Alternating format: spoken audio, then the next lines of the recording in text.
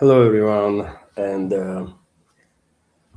happy Sunday. Many thanks for joining today's stream. It is, of course, 7th of June, 3 p.m. Moscow time, and this is not ordinary news updater. Veterans of our community know this is a big community chat or fundraising stream. Hopefully, it will work out good. And also, of course, I have prepared a news segment for you. And I will go through some news first, and then I will join chatter. And in case you want to have a discussion about any topic, if you have any question, you can send it through support platforms, PayPal, Boosty, or Super Chat on Rumble. My channel is monetized there, not monetized on YouTube, so Super Chat is only there. On Rumble, right now I will drop link to my Rumble stream in a YouTube chat, so that if you have a Rumble account, you can subscribe to my channel there, and also use either Super Chat, or if you want to participate in fundraising, you can use Super Chat, and also that gift card, premium subscription gift card, which is each such a gift card is a $5 donation. And I will open now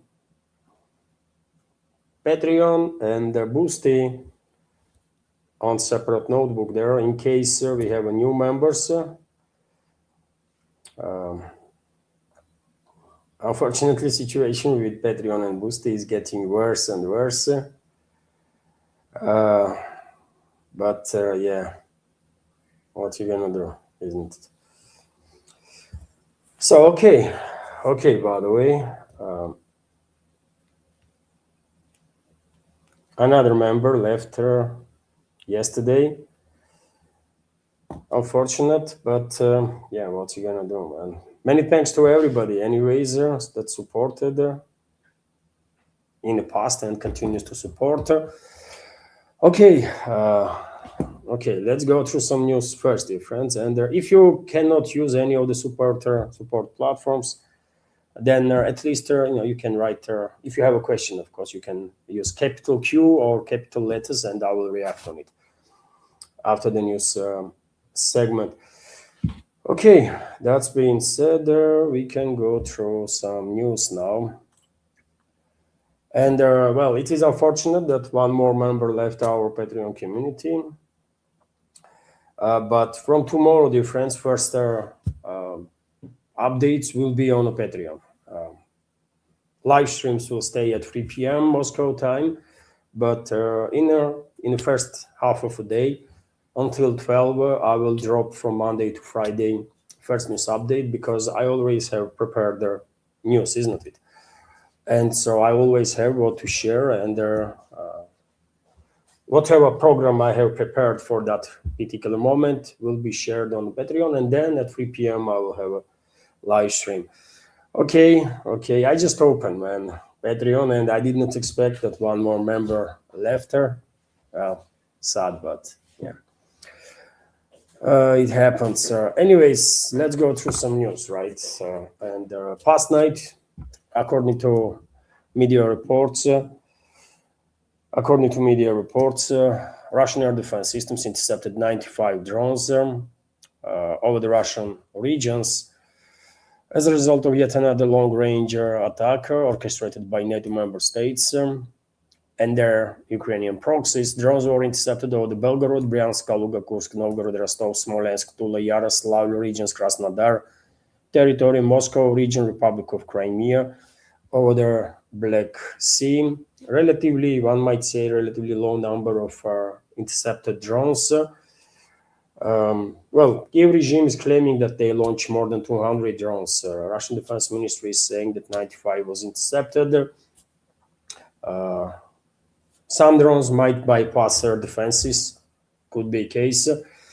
If so, then during the day we will receive more reports about casualties or the damage on the ground, and I will share that information in next updates. But yesterday there was a much larger attack anyways on the Russian Federation. Main direction of attacks was St. Petersburg and the Leningrad region. St. Petersburg city and the Leningrad region. In St. Petersburg, International Economic Forum was finalized yesterday. And I guess NATO member states wanted to send a message again to whole world that they don't give a damn, right, about anything and anybody. And they authorized this large-scale attack. Unfortunately, there were casualties among civilians. There was some damage that was done. I reported about it yesterday, so there is no need to repeat. Over the Leningrad region, 144 drones were intercepted, and unfortunately, not all drones were intercepted. Some did manage to cause casualties and damage. And of course, these drones, whenever it comes to St. Petersburg, these drones are launched from NATO member states, from their airspace. Drones are coming to Russia from their airspace, Estonia, Finland, first and foremost, although time to time from Latvia also. These Baltic entities are providing aerial corridor, basically, for these Ukrainian/NATO drones to strike Russian Federation, northern parts of Russian Federation. And if before St. Petersburg's Economic Forum began, and in past several days, first big attack happened on Leningrad region and Petersburg, if then, day before, Estonian authorities claimed that, they are unable to track all the drones and intercept all the drones, although they never tried, actually. They are providing airspace. Why would they intercept these drones, right? But for plausible deniability, they play this game. And now, after this another large-scale attack yesterday on St. Petersburg, Finnish authorities are coming up also with their game plan to reinforce this plausible deniability. At least that's what they think, I guess. Finland must be constantly prepared to shut down drones. That's a statement that comes from Finnish authorities, although they never shut down anything. They never shut down not even a single drone of their territory. This was stated by country's defense minister, Antti Häkkänen. According to him, since Russian strategic facilities are located near the Finnish border, it can be expected that Ukraine will continue its attacks, which means it cannot be ruled out that drones will enter Finnish airspace. So basically, Finnish defense ministry is saying that more attacks are planned and more attacks are coming towards Leningrad region and St. Petersburg from these NATO member states, from Finland and from Estonia, Latvia, and so on, right? That's how I'm interpreting these statements. It does not work as a plausible deniability, really, to me at least, right? So I don't know if Russian president is listening to this stuff or paying attention to it or not, but they are promising, and they are promising more attacks, right? And I guess this is a topic that theoretically Russian leadership should pay attention to, right? Especially Russian president, since he is a guarantor of the constitution of the country, right? And also let me remind that Russian armed forces liberated Shevchenko settlement yesterday, and also Russian troops are achieved significant breakthrough in the Konstantinovka area and encircled significant number of enemy forces in the southern eastern part of this city. And progress on the ground is good, of course, but unfortunately, Western ruling class is providing so many drones to be launched then on to Kyiv regime to be then launched against Russia, that on daily basis we are receiving reports about deteriorating situation in regards to logistics in the Russian Federation, in regards to this unending drone attacks, right? And today we had a report that Ukrainian armed forces, NATO countries basically, struck a bridge in their Chongar area on the border with the Crimea. Movement through the Jankoy checkpoint has been temporarily blocked, said Kherson Governor Saldo. And yes, RIA Novosti is also reporting about it. Ukrainian armed forces struck a bridge near the village of Chongar on the border with Crimea, Kherson Oblast Governor Vladimir Saldo reported. Vehicles are permitted to pass through the Armyansk and Perekop checkpoints, emergency services are working at their impact site. There were no casualties. Saldo added that authorities will announce a timeline for reopening later. There are two routes to bypass the temporarily closed checkpoint. Ministry of Defense reported that overnight, as I already mentioned, their defenses shut down 95 drones, but not all drones were intercepted, unfortunately. And I can show you basically this area where bridge was struck. So it's Chongar area, right? Should be somewhere here. I guess that's the bridges, by the way, that were targeted and I guess damaged. So yes, situation with logistics, especially in the new Russian regions and generally speaking in European part of Russian Federation, is becoming more and more difficult, to put it mildly, right? Especially in the regions that are closer to Kiev-controlled territory. And unfortunately, there is no reasons to believe that situation will change to positively anytime soon. If anything, situation probably will continue further deteriorate because a lot of European NATO member states, also US, Canada, they are actively involved in mass production of these long-range drones that then are launched with participation of these NATO countries, then are launched against Russia in thousands nowadays, right? In thousands. Yesterday, according to some reports, in past 24 hours, like 1,200 drones were launched, right? And I'm afraid as time goes by, we're going to face more and more drone attacks. And the only way we can actually stop NATO countries to send these drones, to launch these drones basically against Russia is if we will restore deterrent with the NATO. And how are we going to restore deterrent? You tell me, with NATO, right? They only understand language of force, and the Russian president is refusing to reshape his restraint policy that he is implementing for many years now. So if Russian president not going to greenlight Russian military and security services to restore deterrent with NATO, then there is no hope, really. There is no hope that situation will get any better anytime soon. We might actually end up in quite a big trouble, right? We as a country, as a society, if nothing is done. But yet again, I mean, maybe Russian president has different information. Maybe he thinks everything is fine, everything is good. And based on his statements in St. Petersburg, looks like he actually thinks so, that everything is fine, right? And as long as he thinks there is no need to change anything, then yeah, we are in trouble, man. That's all I can say. Level of knowledge of Russian president about objective reality on the ground is questionable, in my personal opinion, right? He's being fed with their specific information by his inner circle. And this already has massive negative consequences on the country. Massive negative consequences on the country, in my personal opinion.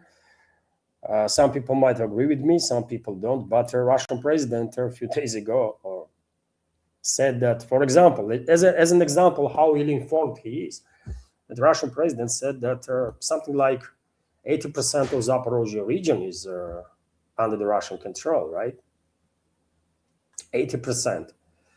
I mean, this is, exaggeration is not even like quite the right word, right? To say, man. This is just too bad if Russian president is that poorly informed. So if he thinks Zaporozhye is 80% liberated and only Zaporozhye city basically is left to liberate, then you guess what else he being told that is not actually true. So you see, what's up, man? So yeah, it is what it is. Meanwhile,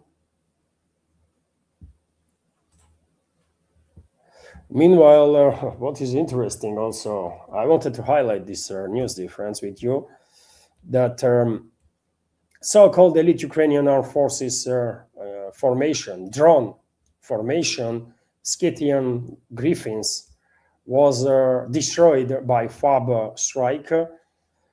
FAB is, of course, Russian glide bomber, and I guess Russian militaries find out point of location of at least some units of this criminal gang, and this group was eliminated. But I wanted to, and this kind of stuff happens all the time, but reason why I want to share with you this information is that, look at the name, by the way, Scythian Griffins. These are mentally ill creatures, these Ukrainian fascists and the Nazis, by the way. I told you, isn't it? They hate their own roots. They honestly hate their own roots, right? They are Slavs, man, mostly. They are among Ukrainian Nazis and the fascists, among these brainwash cattle.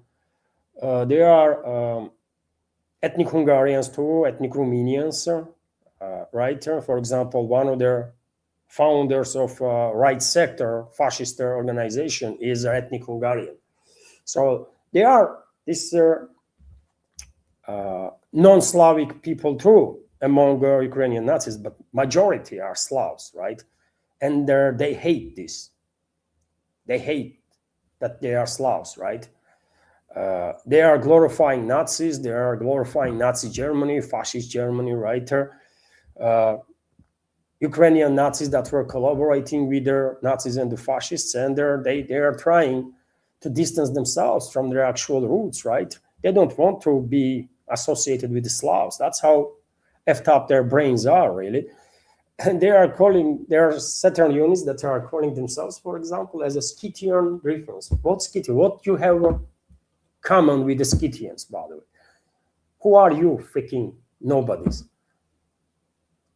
These brainwashed creatures, by the way, they don't know history. They don't know nothing, right?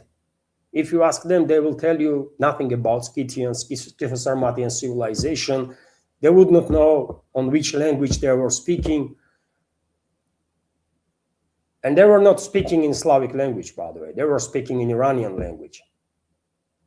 And I know this because I'm descendant of Scytho-Sarmatians, right?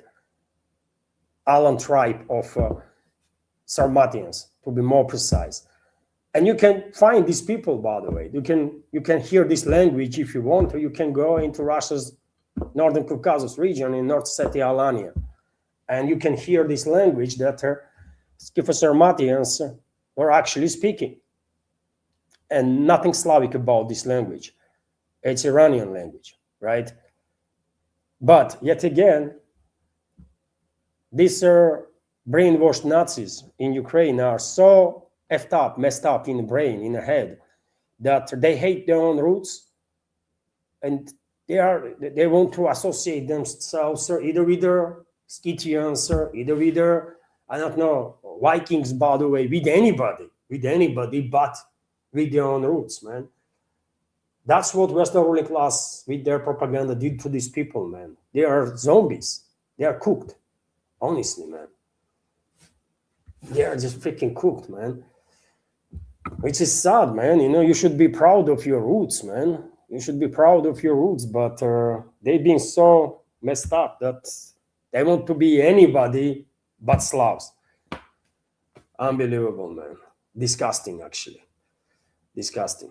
So, yes, Russian militaries, by the way, neutralize a bunch of these freaking idiots that have no idea about anything, right?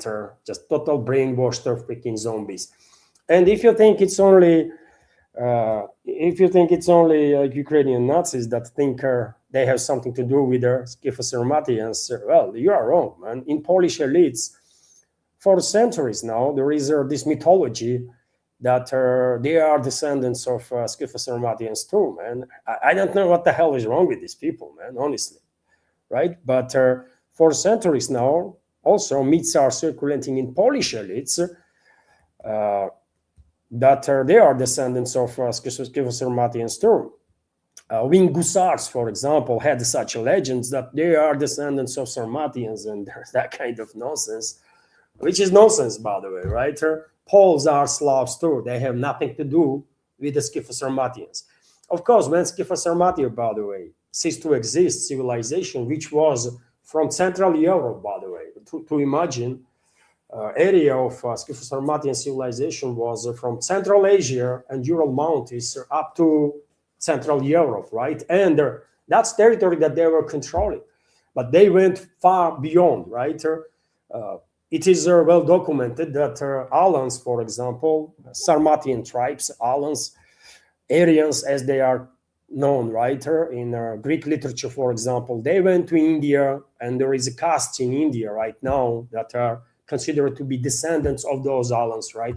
In Chinese literature, there is also documents, right, that are telling about arrival of these Alans, right? And they are part of Chinese history now. They were serving as warriors because amongst Scythians, amongst Sarmatian tribal union, Scytho-Sarmatian Alans were most warrior type of a group, right? They had a warrior code and all that kind of stuff. So they went east towards India, China. They left their history there and get assimilated eventually, right? Some parts went north and west, right? And eventually, as I said, from Central Asia and the Ural Mountains to Central Europe, that was Scytho-Sarmatia. You can Google it, by the way. It's out there, right?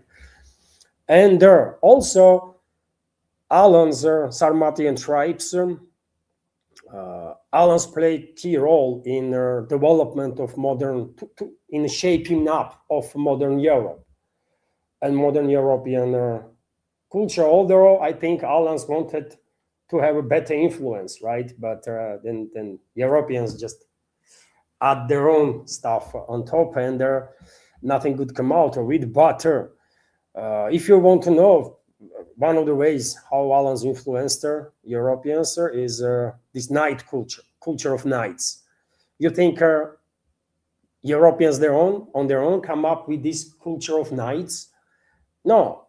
When Alan Cataphractaris, Alan cavalry, heavily armored cavalry arrived, by the way, in Europe, Central Europe, and then all over the places, well, that was a shock for locals, right? Even for Roman empires. In Roman Empire, by the way, best strategists were writing books. What can be done to somehow deal with the Alan Cataphractari? They were writing books about it. That's how terrified they were, right? And Europeans, when they see these armored warriors, by the way, on the horses that were also armored, right, with their snake skin kind of chains, right? It also called like dragon skin-like chains. That was terrifying. And eventually rich representatives of local societies in Europe, well, they copied it, right? They wanted to be like this, right? They want to look like this. And richer elements who can afford horse and who can afford armor, well, they actually began copying basically Alans, right? And Sarmatian warriors, basically. And eventually that transformed into this knight culture in Europe. So level of influence of Scytho-Sarmatians is massive, by the way. I mean, they had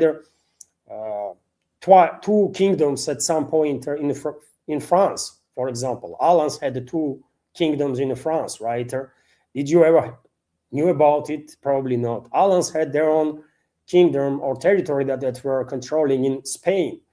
A lot of Alans, a lot of Sarmatians, by the way. End up in Italy also because they were fighting Roman Empire and also cooperating with the Roman Empire. And there also some Alan groups, they were fighting for Roman Empire for good money because they love to fight, right? And so they were operating as a mercenary store. And so eventually in Italy, a lot of Alans, a lot of Sarmatians end up, and therefore in the northern parts of Italy, all over the Europe actually, but including in the northern parts of Italy, you are traveling around and you're going to see names like Alan Canyon and Alan this and Alan that. To nowadays, that's what is happening. And did you hear ever Italian surnames that end on a T? Zambrotti, for example, Bugatti, or any. It's you whenever you hear surname that ends on a T, you automatically think that's an Italian surname, right? In reality, it's not. It's not. It's Alan's surname, by the way. In Ossetia, if you go into Ossetia right now, local surnames are, to these days, are finished on a T, because when you say, for example, my ancestors were Gutsati, right?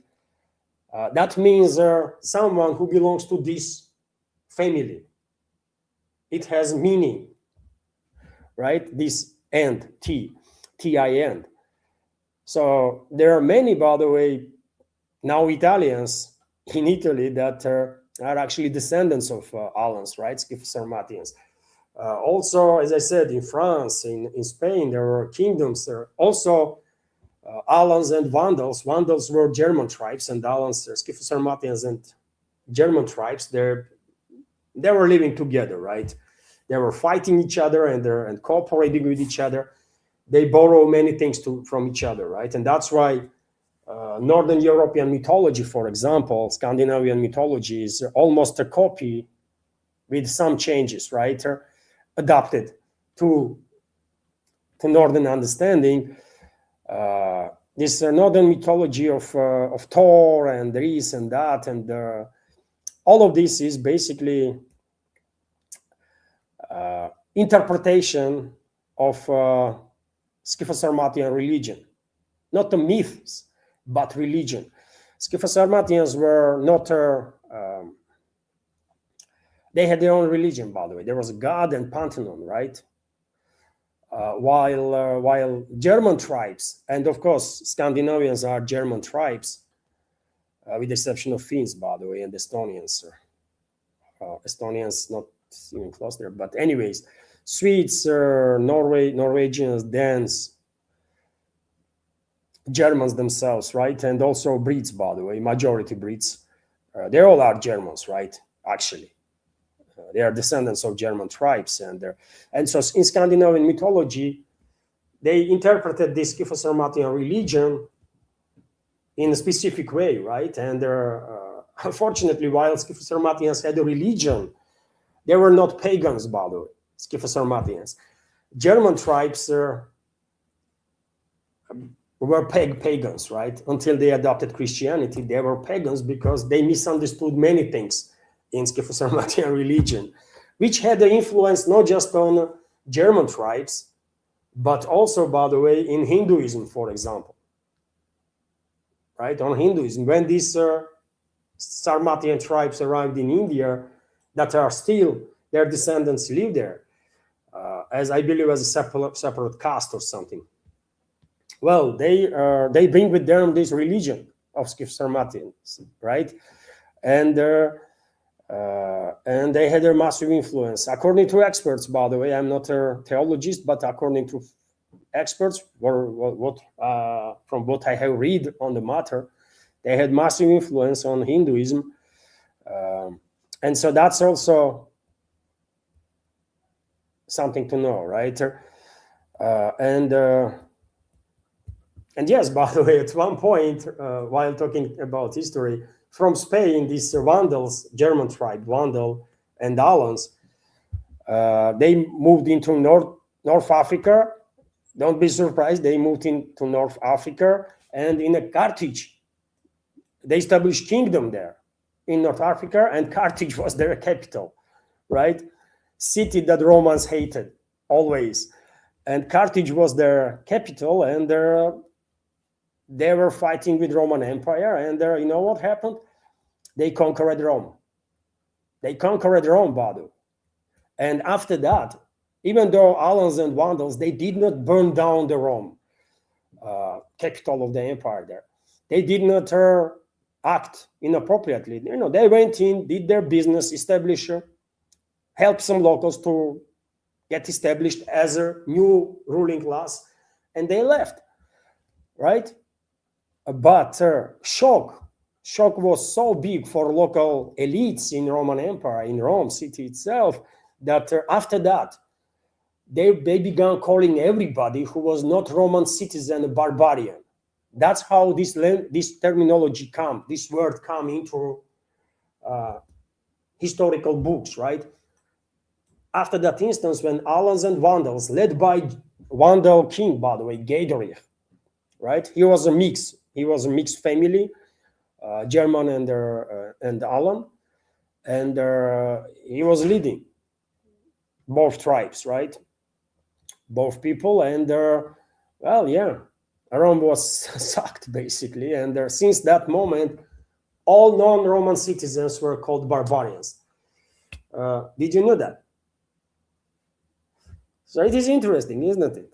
I'm telling you, nothing to be said about this Sarmatian horsemen, Sarmatian cavalry that end up in Britain.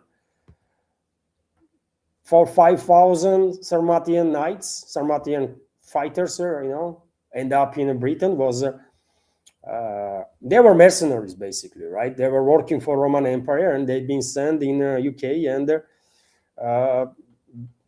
British legends, British history now does not exist, basically, without these Sarmatians, because all that legend, King Arthur and his knights and stuff like that, these are Sarmatians, right? This is based on those Sarmatians, actually, that end up there.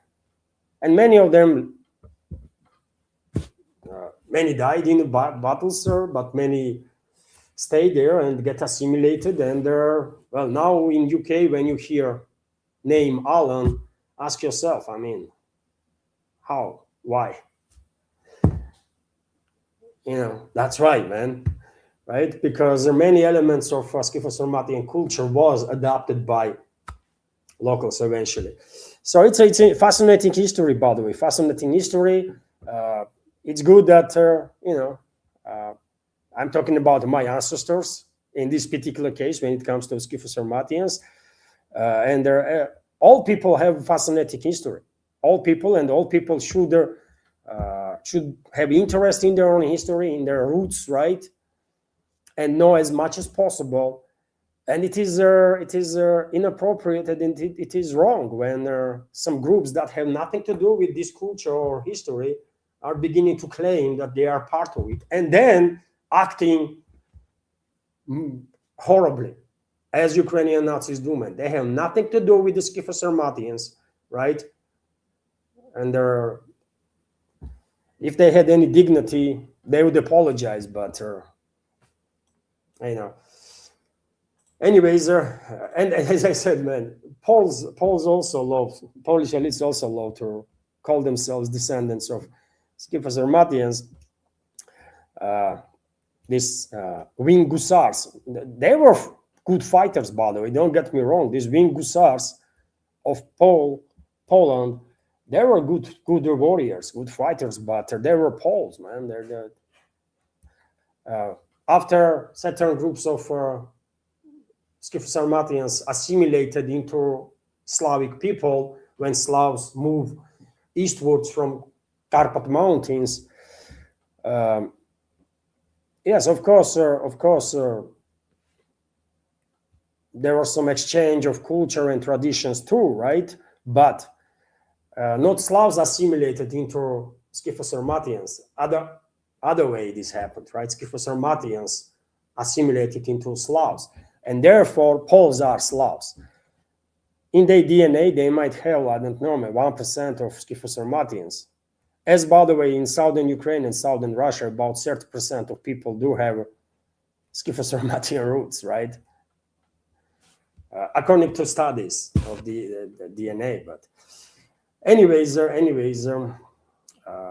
little history, by the way. Today is a Sunday, isn't it? So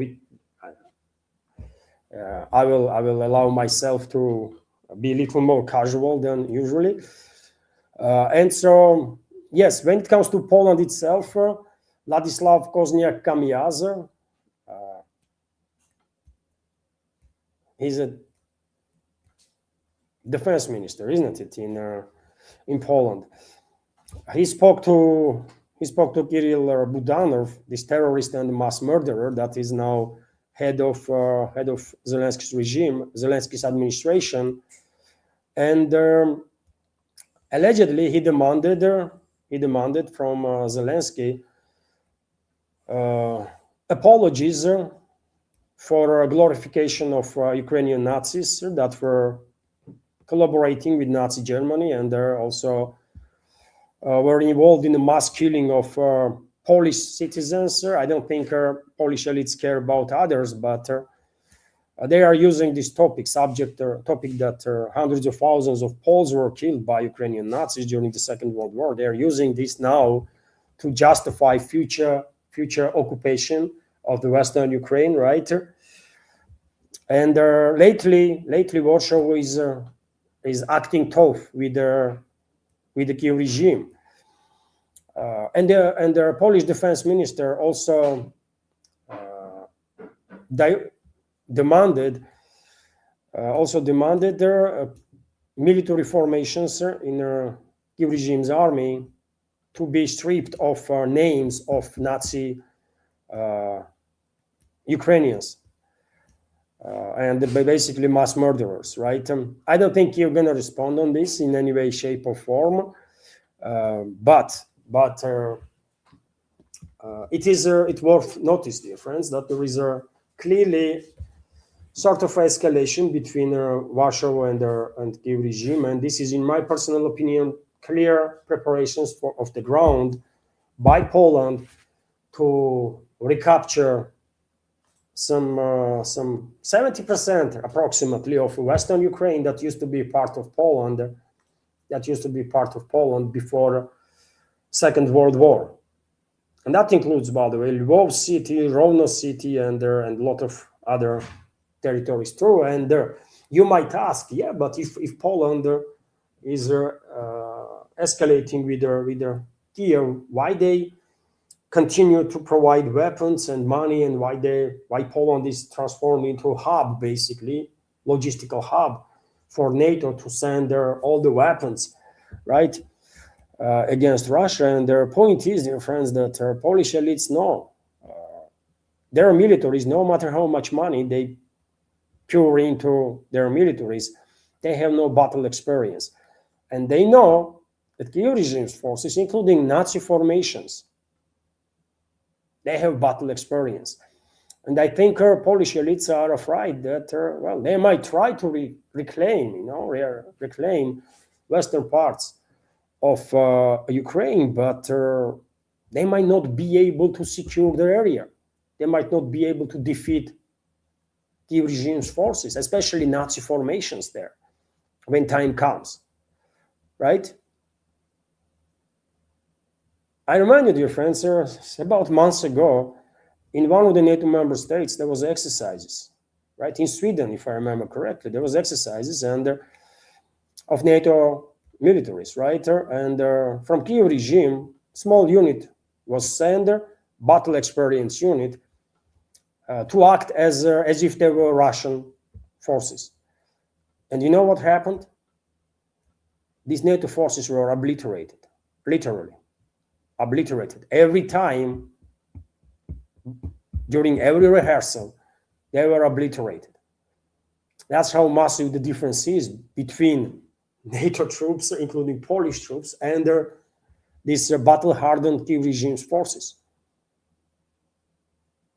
So therefore, of course, Poland would prefer to see everybody in Ukraine dying in this war against Russia, everybody being sacrificed in a war against Russia. They would love to see that, because in that case, they will have no resistance or very little resistance while occupying western parts of Ukraine.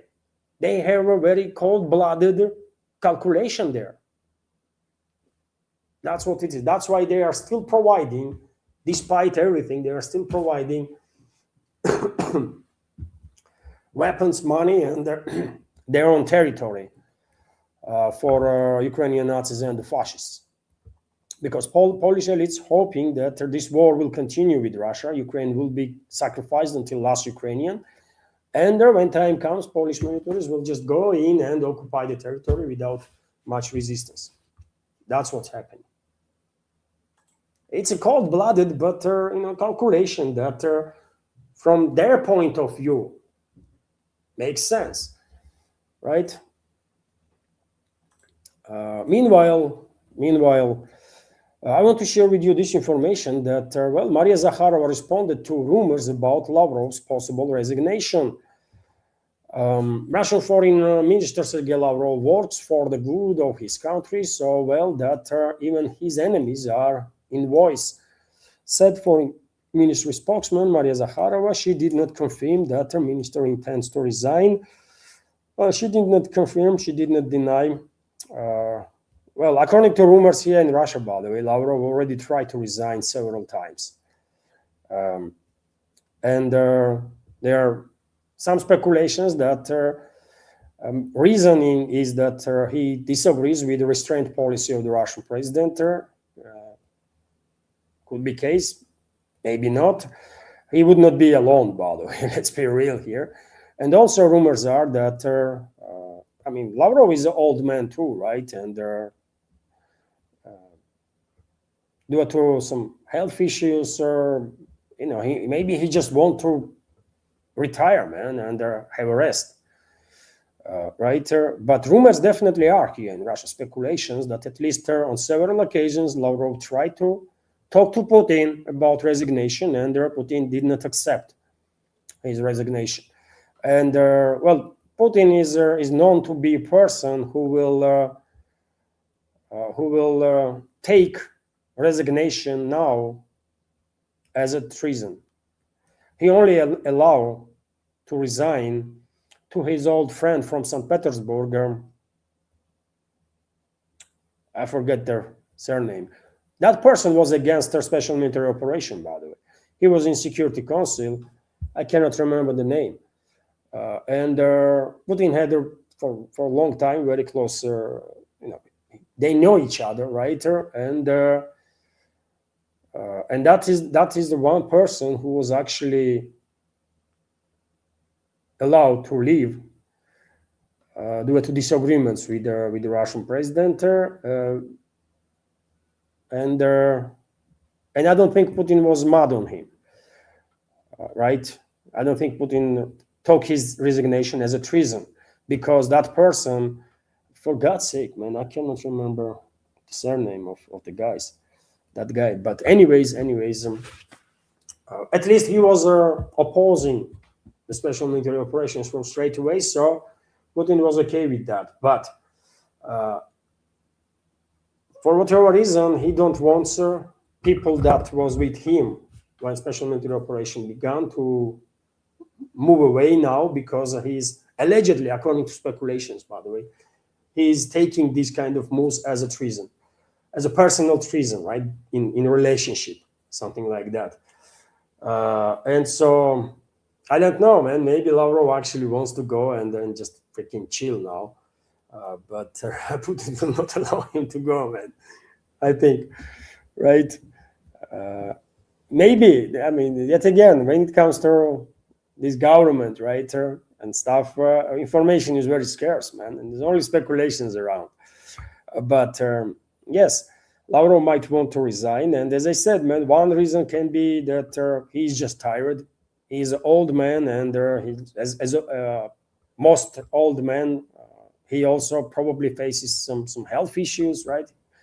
It's not easy, man, to work in such a graphic that he works, man. Today he is in Moscow, tomorrow in Petersburg, day after in, I don't know, New Delhi, and then somewhere in, I don't know, Central Asia, and then in Africa. This is exhausting work, right? Even for young people, I will argue, right? Mentally and physically. And so that could be the reason that he just want to rest. And another one that he might be just not comfortable with restraint policy that the Russian president is implementing, as many other people, according to some speculations yet again, as many other people in elites are, among elites, right? There are certain groups that basically want conflict to be frozen, and relationships to be restored as much as possible with the West, right? And that group is, I will argue, is the fifth column, right? And there is other group of people who is absolutely against restraint policies. They want Russian militaries and security services to be green-lighted to do whatever they find necessary, right, to restore the deterrent with the West. And we understand that security services and militaries, they will find very tough measures necessary, very tough, right? Because that's how they do business, right? These are tough guys. And the president don't want this. President continues to exercise this restraint. Probably he honestly believes that something good will come out of it. Yeah, what's he gonna do? He's a president. He's a president, but rumors are that, yeah, Lavrov had enough of it, man. Who knows? Maybe he will ask Russian president fifth time, and eventually he will get his resignation. We will find out. Also, if you notice difference if you are paying any attention to statements of Russian president during the St. Petersburg's Economic Forum, I pay little attention, by the way. Truly, I didn't really care that much about Putin's statements. I don't find those statements to be relevant, really, or something new for that matter. But nevertheless, despite my skepticism that Putin not gonna say nothing interesting, he says at least partially interesting stuff, which is that he mentioned some businessman, some figure who allegedly went to Ukraine, right, and sort of negotiated or something like that.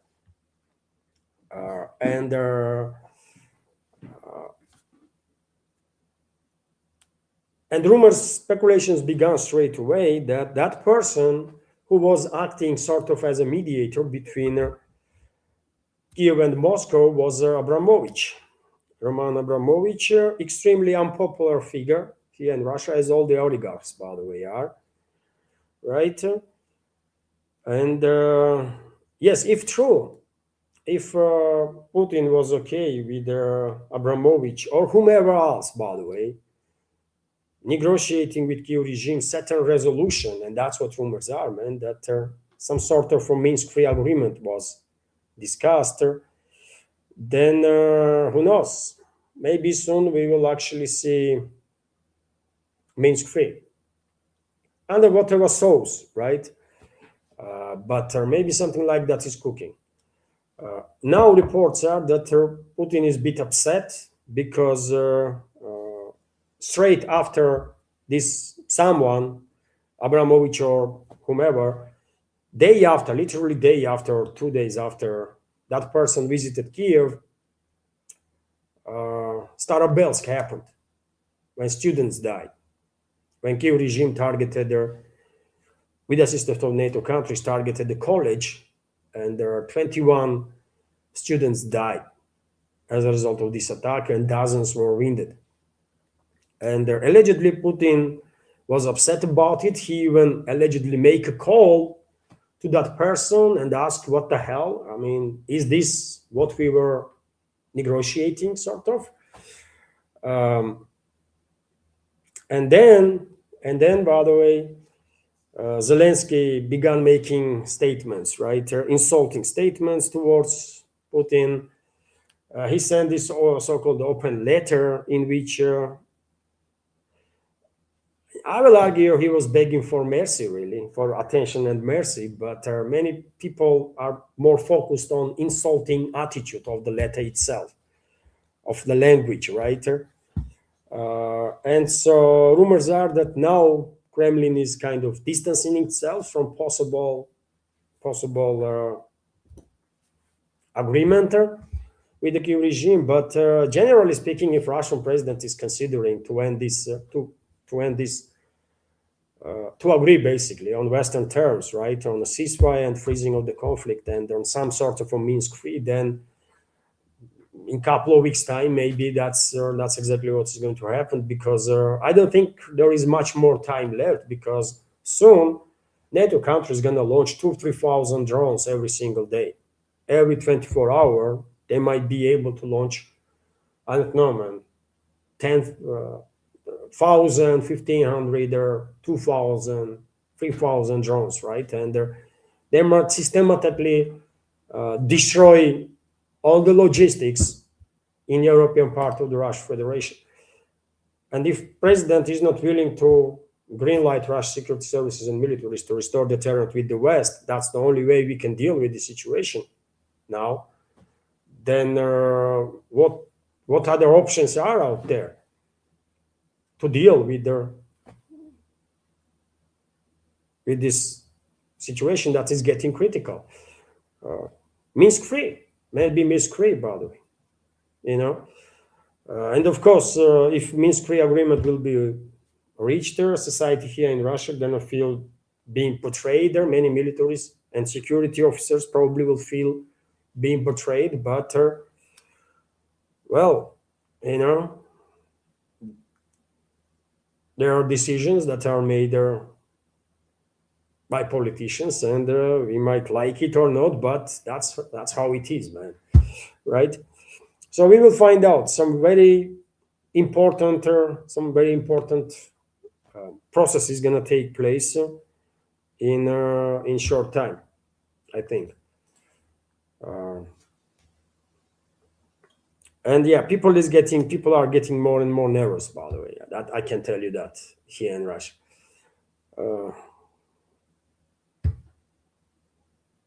And if Russian president plans to agree on some sort of a Minsk free, he have to do it very, very rapidly, so that he will have some time to kind of for damage control, right? For damage control, because in late September there is parliamentary elections, and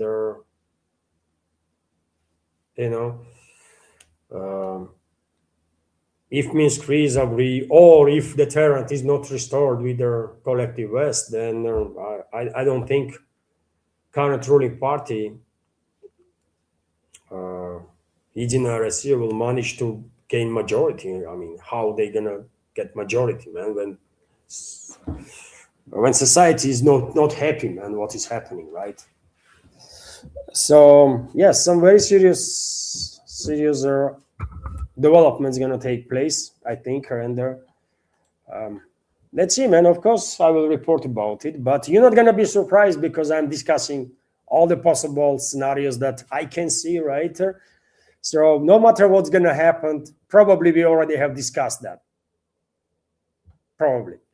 And I know, dear friends, there is this taking rumors that are pushed by Zelensky's regime that Russia is preparing some nuclear strike on Ukraine or something like that.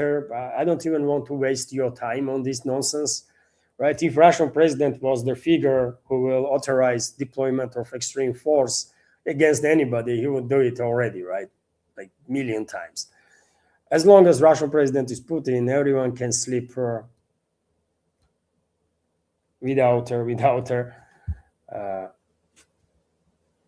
fear that some nuke's gonna went off somewhere. Not happening, man. Not happening. Absolutely impossible. And meanwhile, when I said, dear friends, that there are a lot of people here in Russia that there's two camps, right? Let's say hardliners, and I am among hardliners as an ordinary citizen, by the way. I'm not really a hardliner, man. I just know that if we don't restore it, deterrent with their Western ruling class, we situation only gonna get worse for us, right? And this is just normal, logical thing to say. I don't think there is anything hardline in this position, but people like me being called hardliners, nevertheless, and there are other groups of people that want to finalize basically all this special military operation and restore cooperation with the Western countries as soon as possible. And well, some officials are not even shying away to say it openly. Russia ready to renew relations with US, but ball is in Washington's court. Deputy Prime Minister Alexander Novak is saying this. Americans are killing our citizens. American ruling class, American intelligence, American militaries are killing our citizens, and they are guilty of death of thousands, tens of thousands of our citizens. And their deputy prime minister is saying that, well, we are open for cooperation with the Americans. Sorry, but this is, I don't understand this. I mean, I don't want to use extremely strong language, but I just don't understand this, man. Instead of demanding retaliation, instead of demanding concessions, serious concessions from their enemy side, including US, there are people in the government, deputy prime minister, by the way, who is saying publicly that Russia is ready for renewed relationships with the US. Goodness me, man. I don't understand this, honestly. I just don't. And if you think they have a much different attitude towards the European hostile states, no, man. They would love to do business with Europeans too, with European elites too. And yet again, dear friends, I'm not talking about ordinary people, right? Sometimes, my language might fail me, and it might sound, when I'm saying something, it might sound as if I have beef with the societies in the West. I don't, man. I'm talking about Western elites that are ordering and authorizing all these acts of war and terrorist attacks on the Russian Federation. I mean, it's clear, isn't it? And so, yeah, man, I mean, Russia is ready for a new relationship with the United States, but the ball is in the other side's court. Russian Deputy Prime Minister Alexander Novak said in an interview with the NBC News on the sidelines of St. Petersburg's International Economical Forum, Russia has never turned its back on the United States, so we are ready and open to new relationships. According to TV channel, Novak said that Moscow remains open to improving relations with Washington. And yes, man, I mean, you call me hardliner or I don't know, man, whatever you want. But I don't understand this, man. Until these countries that are guilty and elites in these countries and their militaries and their intelligence communities will pay price for all the crimes that they committed against Russian people, I don't think we should even talk to them. We should seek revenge, man, right? Eye for eye, blood for blood, period. We should seek revenge. With whom you are ready to talk, man, and do business. What the hell are you talking about? But you know what? I don't know, man. Maybe these people, these kind of people, maybe they don't feel pain, I'm a Soviet citizen, right? And I was born in Soviet Union. I always say it, man. I'm Soviet. And so I have empathy for people, man. I may receive Russian citizenship just like a few years ago in 2021, but Russia was never foreign to me, right? Because of the Soviet background, obviously, right? I grew up in Soviet Union, and I was considering all of us to be one big family. So I have empathy for all the people. And it is heartbreaking, man, when I see this kind of stuff. What the hell, man? Don't you feel for people that died, militaries and civilians that died as a result of this aggression of the NATO countries? Don't you feel anything about this? No anger, no demand for revenge, nothing, just business to be done. I don't know, man. Too bad. What can I say? It's just too bad, man. And yeah. That's why many people are thinking that Russia is being denied their victory by its own elites. Would not be first time, though. historically speaking. TASS news agency is also reporting that, well, while people like Novak are seeking cooperation with their enemies of Russian people,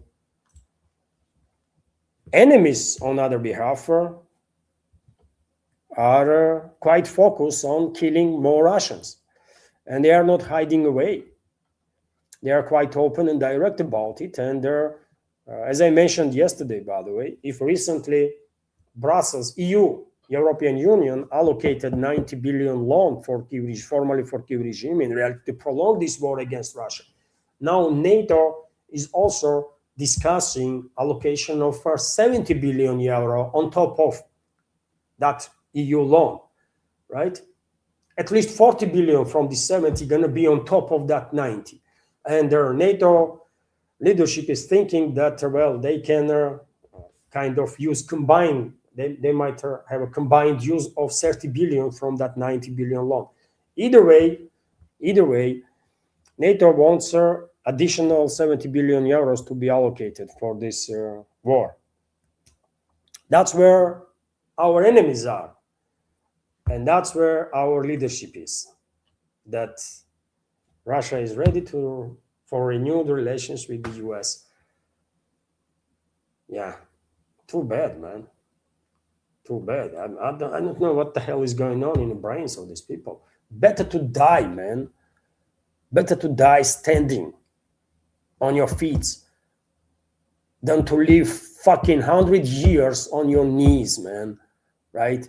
Even if you are filthy freaking rich, your life worth nothing. Trouble. Sorry, by the way. Sorry. But there is certain things that I would never understand, man. Clearly. I would never understand. Those people probably think they want good for Russia, man. Probably that's what they think. Right? Probably Novak is quite sure that he is good and good. He is all for Russian people and he wants good for Russia, if you ask him. But really, man, I don't think so. I just don't. Anyways, some more topics, by the way. There is a parliamentary elections in Armenia today. It's a big deal. By the way. You know, Armenia is a former Soviet republic in the Southern Caucasus region. Well, this tiny area, smallest, I believe, smallest republic from Soviet Union. Either Armenia or Estonia is the smallest. I mean, which one? Either way, there is a parliamentary elections in Armenia, and well, according to polls, yearly social studies, opposition should win, by the way, right? Opposition should win, and Pashinyan and his party should lose. But that's according to studies, even by Western companies, right? In reality, globalists will do whatever they will find necessary, including fabrication of the numbers, arrests of their opposition candidates, everything. They will go for all the way to make sure that they're going to keep Armenia politically captured as it is right now, while country is led by globalist puppeteer Pashinyan, right? And yesterday, you know, I reported that Pashinyan and his people, they tried to block major opposition blocks, right? They failed. Central Election Commission did not find any freaking reasons, right, to block these parties. I mean, just because you don't like them does not mean that they're going to get blocked. So they had no justification, right, for this move. But we also have reports that Pashinyan's regime plans to detain 6 candidates from this opposition parties, right? And already they are cooking some allegations, fake allegations, obviously, right? They want to destroy these people. They want to destroy these people that are there to oppose this regime, Pashinyan's regime, right? And their globalists. And I'm afraid they might succeed, man.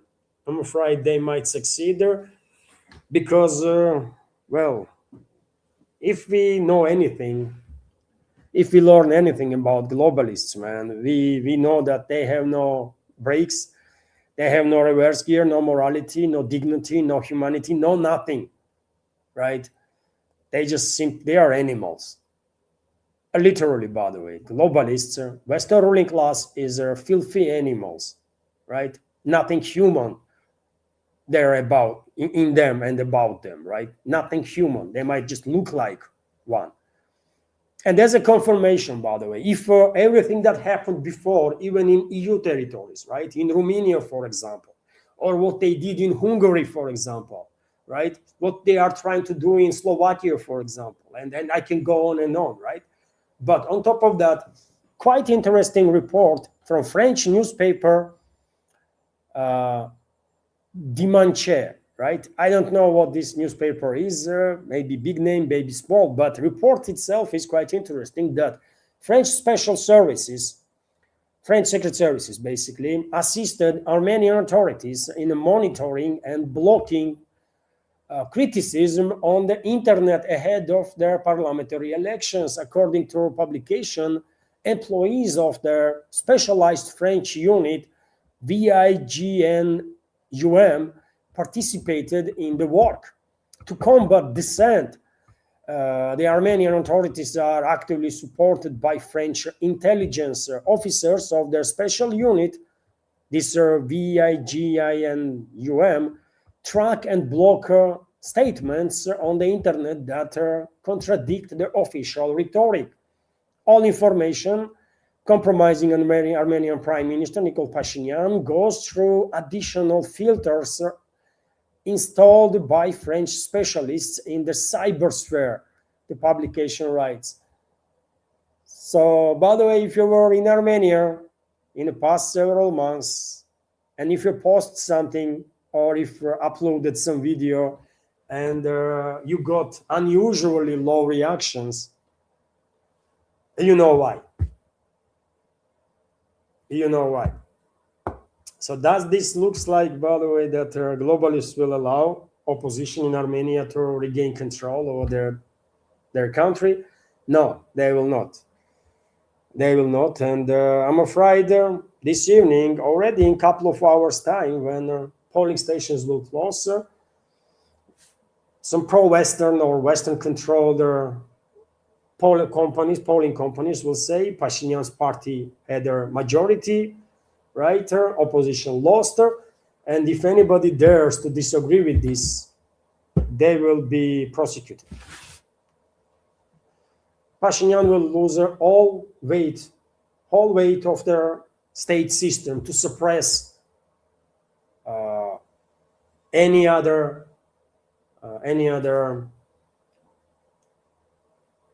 dissent in the public, right? Any other opinion. So therefore, yeah, I have seen some publications. Some people here in Russia, for example, are optimistic that opposition gonna win and they're gonna reclaim the country and stuff like that. And I'm thinking, I mean, come on, guys, did you pay any attention to actions of the globalists? You really think you know people's opinions really matter? Come on, man. For the globalists, at least.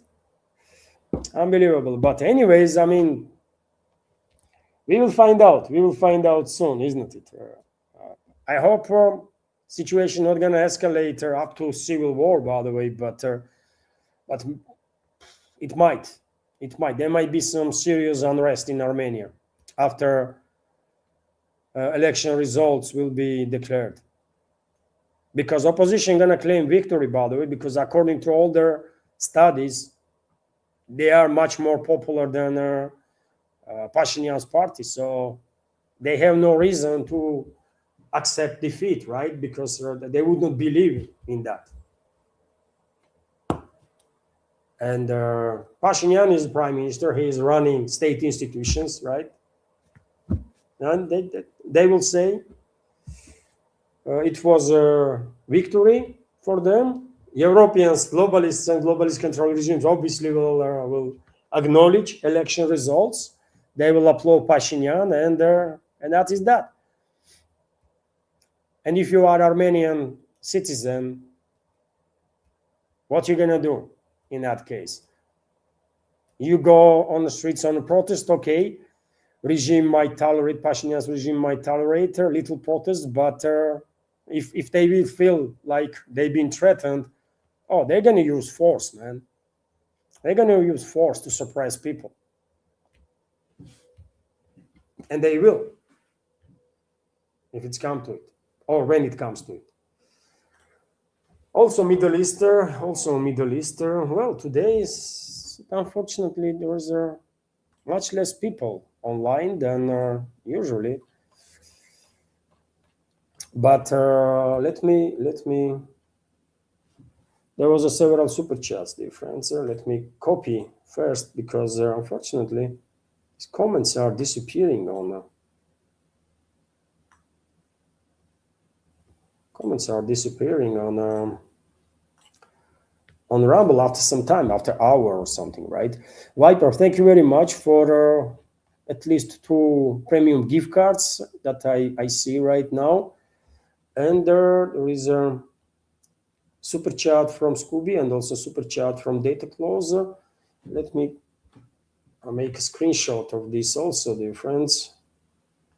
Just a second, then there are a couple of more news about Middle Eastern and also about some sporting events, by the way. I mean, you might be surprised, but I have some news for you about sport. Rare occasion when I'm even mentioning anything in regards to sport, but this news deserves attention, I think.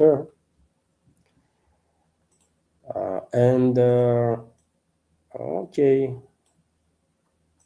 Once again, Viper, thank you very much for at least two premium gift cards, and thanks to Scooby and Dataflow for your super chats, dear friends. I will react on your super chat straight after news segment, if I may. And well, now let's continue with the news, right? And well, Middle East, of course. According to SETCOM, according to U.S. militaries, they shut down 2 Iranian drones in the Strait of Hormuz. Exchange of fire continues, dear friends. Scale is, of course, minimal compared to beginning of the war that U.S. and Israel launch on Iran. But unfortunately, on daily basis, there is exchange of fire.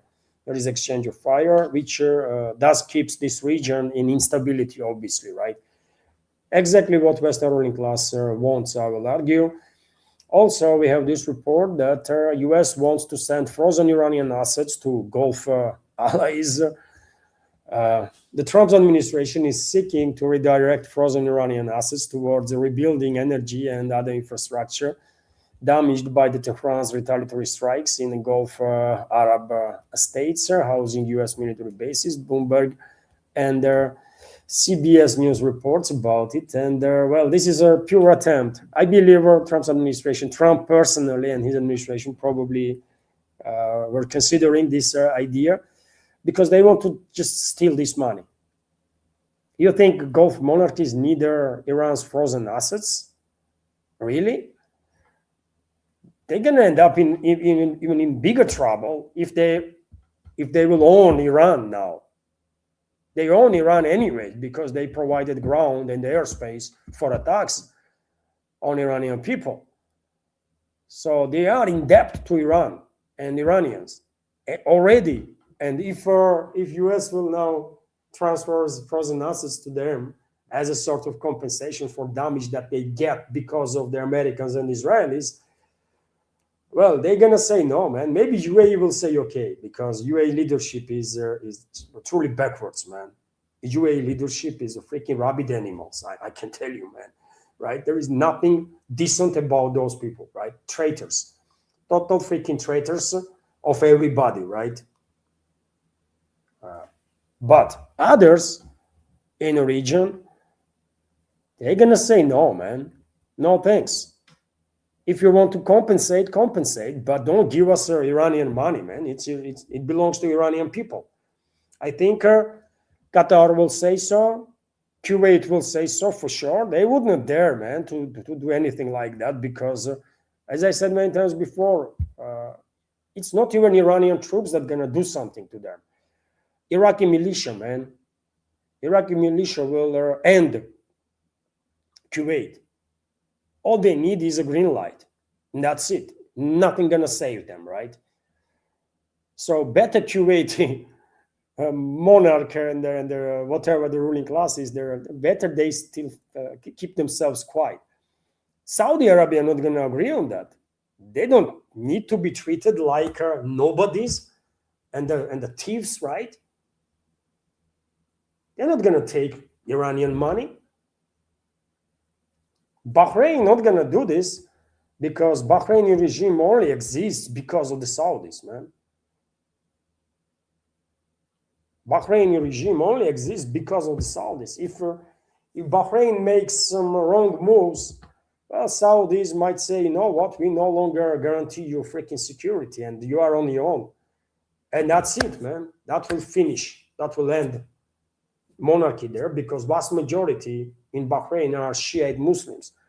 And they feel like being oppressed because elites are Sunni Muslims, right? It's a sectarian element there that plays big role, right? And so there is only UAE that I can see that can actually agree on this kind of stuff.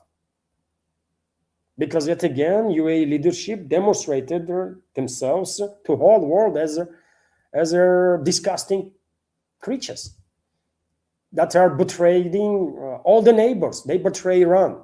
They betray Saudi Arabia, by the way. And all the other neighbors. They betray Oman. Everybody, right?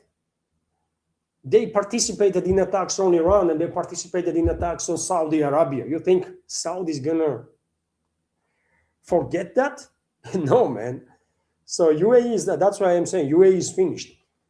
If you ever had any plans to invest in UAE, don't even think about it, right? Wait until UAE will undergo full-scale disintegration, then take a look.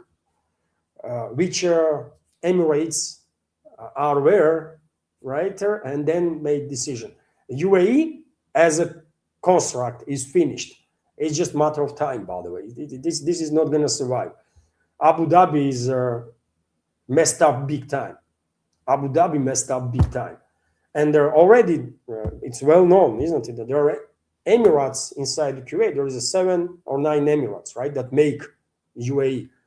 And there are a number of Emirates already want to, expressed, not publicly, but in a dialogue with different parties, expressed opinion that they want to go independent.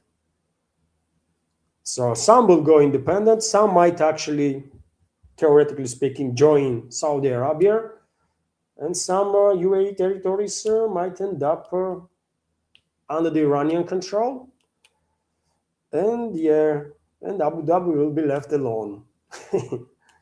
Such a stupid people, man. This leadership, current leadership, man. So freaking stupid. Instead of acting extremely cautious, right? They did exactly the opposite. They went after everybody in the region, and they're going to pay a heavy price now, man. I don't know what happened to them. Maybe they've been blackmailed, by the way, by British secret services, Israeli secret services, US secret services. Maybe, who knows how Western ruling class and Zionists managed to use UAE leadership like they're freaking puppets in any way, shape, or form they want. But they did it, right? They did it. And therefore, UAE is done. But no one else gonna agree on this nonsense. And by the way, therefore, I think maybe Trump and his family members are thinking to just steal this money. We are talking about several dozen of billions of dollars, right? Initiative came as indirect talks between Washington and Tehran have stalled over Iran's demand for access for the frozen funds. Mohsen Razei, military advisor to Supreme Leader Ayatollah Muqtada Khamenei, said on Friday that a deal hinges on the release of 24 billion Iranian assets, 24 billion worth of Iranian assets. And, well, I think Trump and his inner circle, they prove to be extremely corrupt, right? And maybe they're just thinking to steal this money, man, or these assets. It's not like cash is stockpiled somewhere, isn't it? This is assets. In some cases, could be money. In some cases, could be, I don't know, gold bars. In some cases, some shares of some companies, right, that were frozen. We will find out, but this is nonsense, by the way, nonsense, right? Eventually, Iran will get its compensations. And while US is acting like that, US leadership, let me say, while US leadership is acting like that, Russia offers to rebuild Iran's war-damaged infrastructure. So Russia's Deputy Minister of Energy announced her readiness to cooperate with Iran in repairing and rebuilding vital infrastructure damaged during the US-Israeli war, according to Iran's Ministry of Energy. So information is coming from Iran. The cooperation would be pursued through the roadmap for Iran-Russia Electricity Cooperation and the Joint Infrastructure Development Projects, which is good, by the way, which is good. Of course, nowadays, Russian industrial complex that is working on the production of equipment for energy infrastructure is busy replacing all the damaged stuff in Russian refineries and their oil storage facilities due to these long-range attacks on the Russian Federation orchestrated by Western ruling class. But nevertheless, it is good. It is good that Russia is open for cooperation and open to assist in ways that it is possible, right? Good. Also, dear friends, yesterday I reported that NBC News was sharing with public information about allegedly increased tensions between US and Israel, officials of the two countries, intelligence services of two countries, militaries of two countries, because of the aggressive espionage that Israel conducts against America. And we have continuation of this story now from New York Times. That scale of Israel's spying on US officials has crossed the line. New York Times reports US officials believe their scale of Israeli spying on them aimed at US-Iranian negotiations has crossed the line and reached a critical and even inappropriate level. New York Times reports Israel and the US have long known and tolerated each side spying on the other, but some American officials believe Israel's increased efforts to probe United States position in the negotiations with Iran have crossed the line. Specifically, US intelligence reports indicate that Israel is eavesdropping on their phone conversations of, among others, US presidential envoy Steve. They are listening, by the way, to many officials, including Steve Witkoff and Pentagon Deputy Secretary for Political Affairs, Elbridge Colby, and one unmanned senior official described Tel Aviv's actions as inadequate. I mean, come on, man. Steve Witkoff is a Mossad asset. What are you talking about? Steve Witkoff will go to Israel and will tell Mossad everything he hears, everything he knows, and everything he does not know. This is Mossad freaking asset, man, as Jared Kushner is. And probably Elbridge Colby also, right? So do they really need to freaking listen to these guys? They can call them they can order them. You come here. All right, tell us everything. That's dynamics in their relationships, but either way, it is interesting. It is interesting that U.S. Leading so-called media outlets are highlighting this topic, which might be indicator, maybe, just maybe, that who knows, is something is changing actually in relationships between U.S. and Israel. I don't know, but lately, clearly.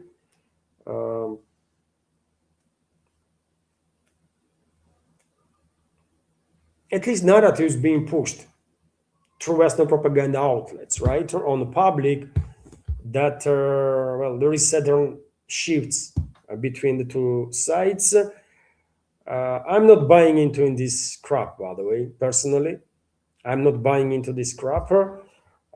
I have my understanding how this world is run, right? I think when it comes to Western world, at least, right, dynamics there are pretty clear to me. There is European ruling class, European aristocracies, or generational families that calling the shots for the last 300 to 500 years. There is that group, the European aristocracies, major force in the globalist movement, among globalists, and in the Western world. This is most powerful groups, by the way, and it's not just freaking these so-called aristocracies, by the way. There is a class, isn't it? Entire institutions are built around them to serve this aristocracy, right? And among servants are also Zionists. Some people think Zionists are most powerful force out there. This is not really the case, man. Zionists only exist as long as the globalists allow them to exist, right? Let's not underestimate. Let's never overestimate. Let me say, power of Zionists, man, because globalists are much more powerful. Zionists are basically like little tool for globalists. That's all, right? And so yes, there are globalists.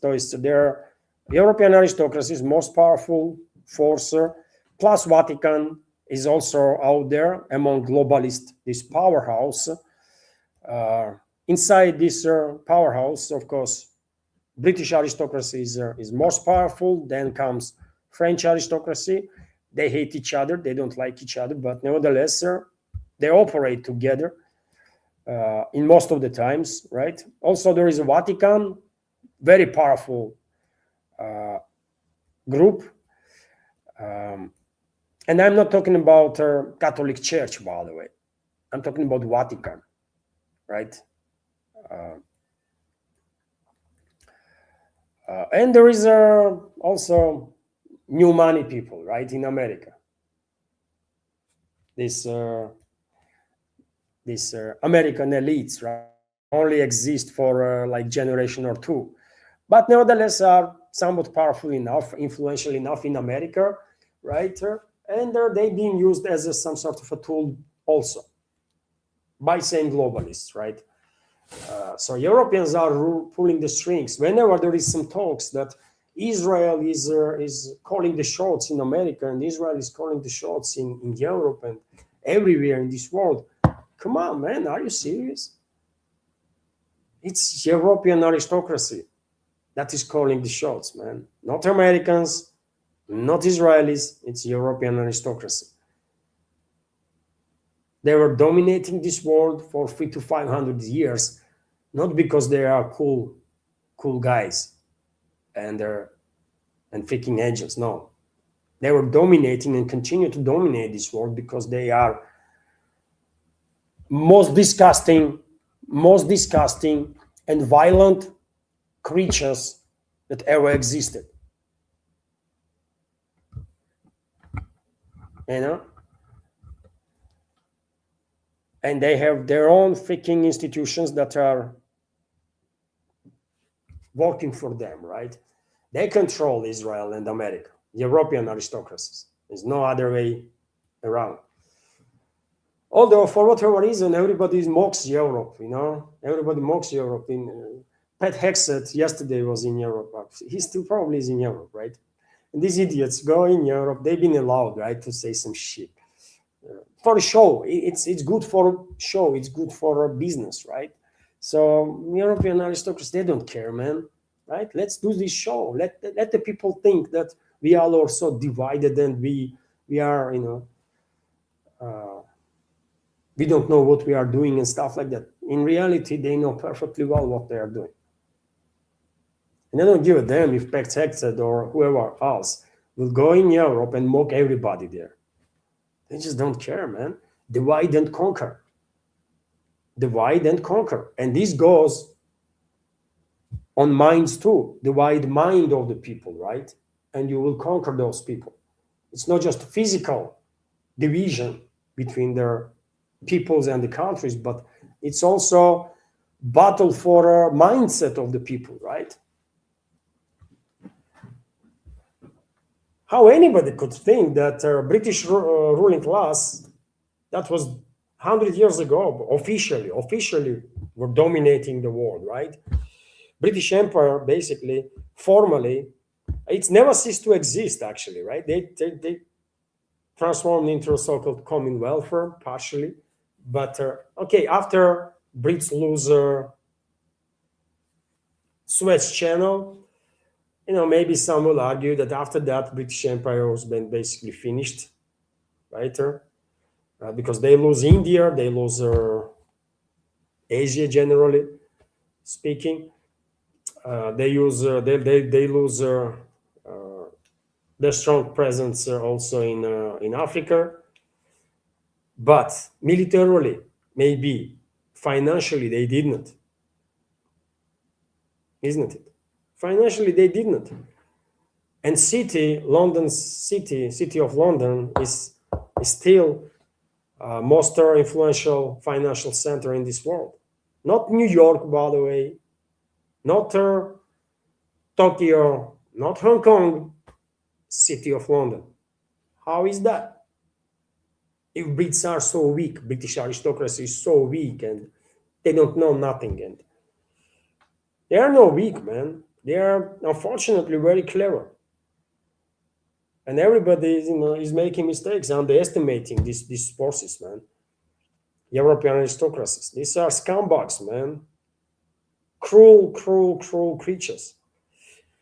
Anyways,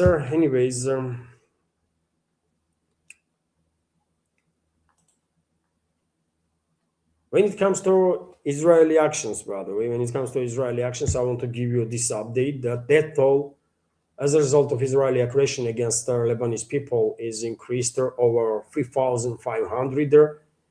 It stands yesterday, at least, according to Lebanese Health Ministry, death toll was 3,593. That's civilians that were killed, and more than 10,000 civilians were injured by Israeli forces. And let me remind you that Israel also forced million people out of southern Lebanon.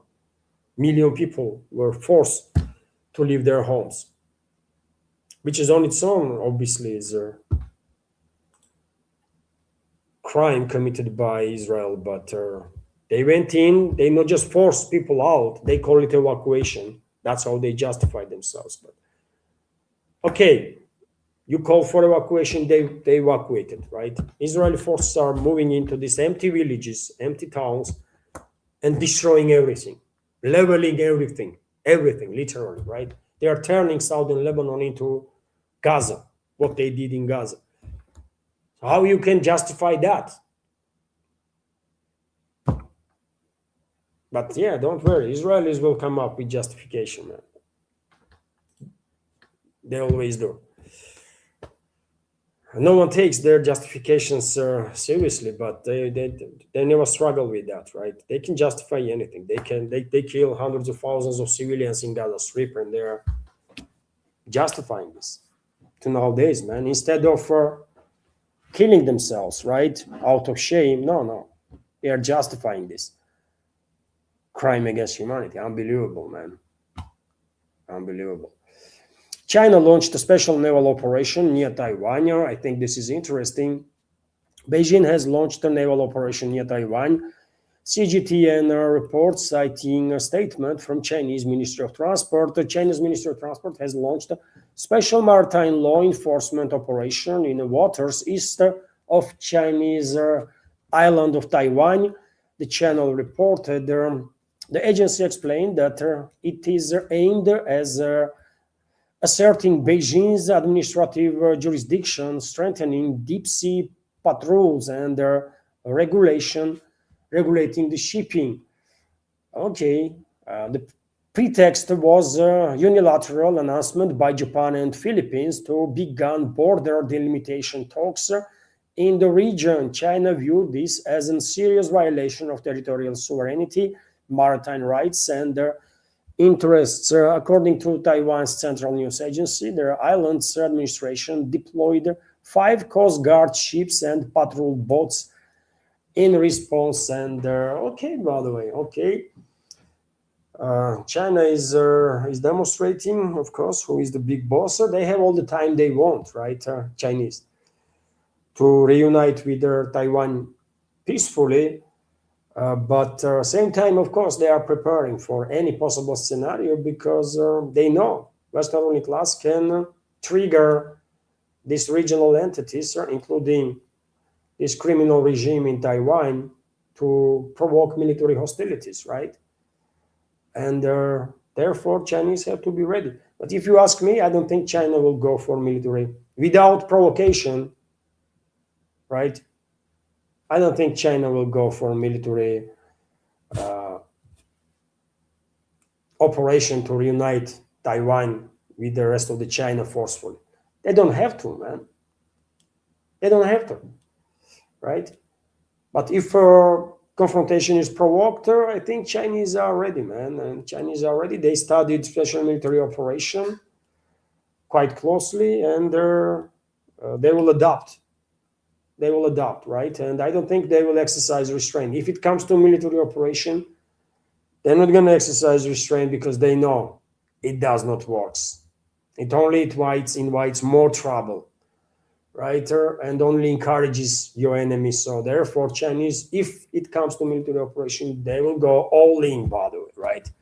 With their full force. And they would not care, man, about casualties. They would not.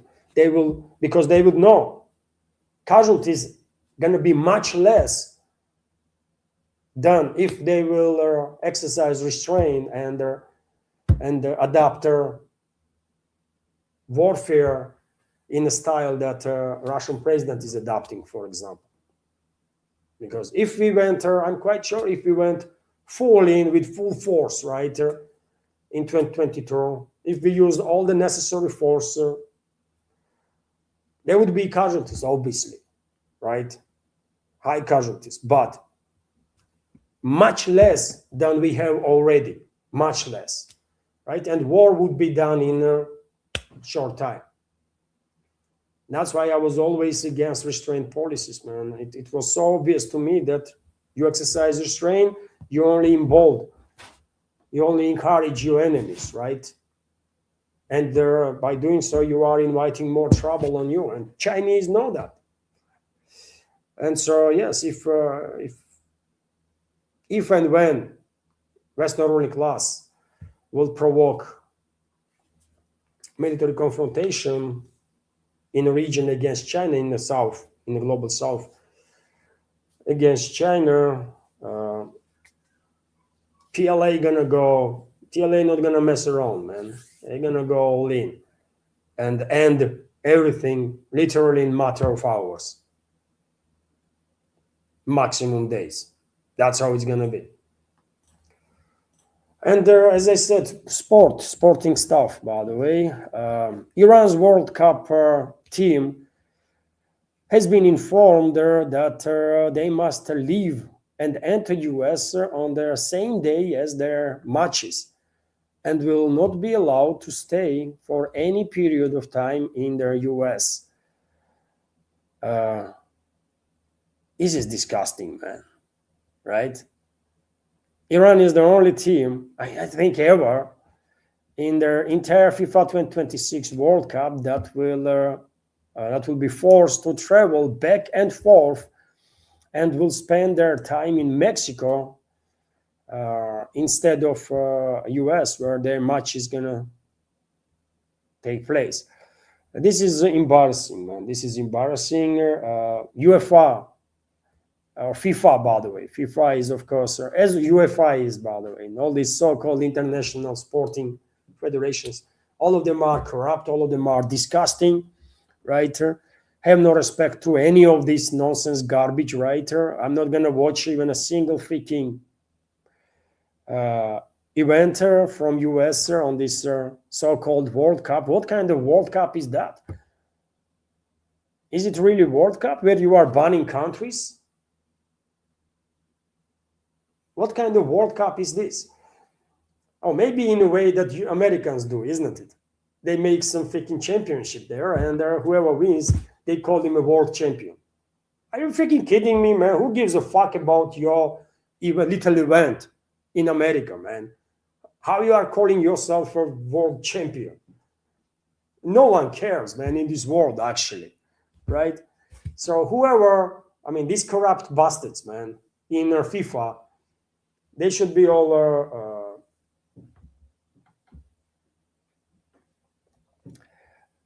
ashamed, right? They should all be fired if there was justice in this world, but they should be at least ashamed, right? That they ever agree to organize so-called world championship in football in US, man, in a country that has no football tradition, don't like football, hates football, majority. They don't care about football. What the hell? Mexico, okay, man. Mexico is a big country when it comes to football. But US, Canada, and in these countries, there are going to be matches in these three countries. Why US and Canada? Who gives a damn about US and Canada playing football, man? Let them learn how to play this game first. Give them another 100 years, and then, okay, let's organize something. And then, when you know that US is led by freaking racists, man, literally racists, and the Nazis, how you are organizing game in that country? When you know that fans not going to be allowed to enjoy the game. They might buy ticket, they might not be able to enter the US because American Nazis will say, no, you are too brown for us, right? Oh, no, your religion is not okay with us, so we're not going to let you in. That's what they're going to do, man. Is there any doubts about it? Honestly, that's what they're going to do. And not just to fans, they are doing it to freaking players themselves, man. To football team, entire team is forced to travel in the very same day they're going to play the game. Who does this stuff, man? What kind? I don't know, man. This is crazy. Americans should be ashamed, man. And Americans should protest, right? Maybe they don't give a damn about football, and they don't, right? Majority. But this is just, the world is watching, man. What the hell are you doing? You are forcing team that have to play game, right? To spend hours upon hours on a freaking travel? How are they going to play game, man? No one, I don't know. Embarrassing, by the way. And when it comes to very same topic, Iraqi football star Ayman Hassan was interrogated for 7 hours. For 7 hours until they let him into America, man. They are doing this to famous players, by the way, right? Members of the national teams. So can you imagine what they're gonna do to ordinary fans, man? It's gonna be mess. Who come up with this freaking idiotic idea to host their to organize World Championship in US, man? Who come up with this idiotic idea?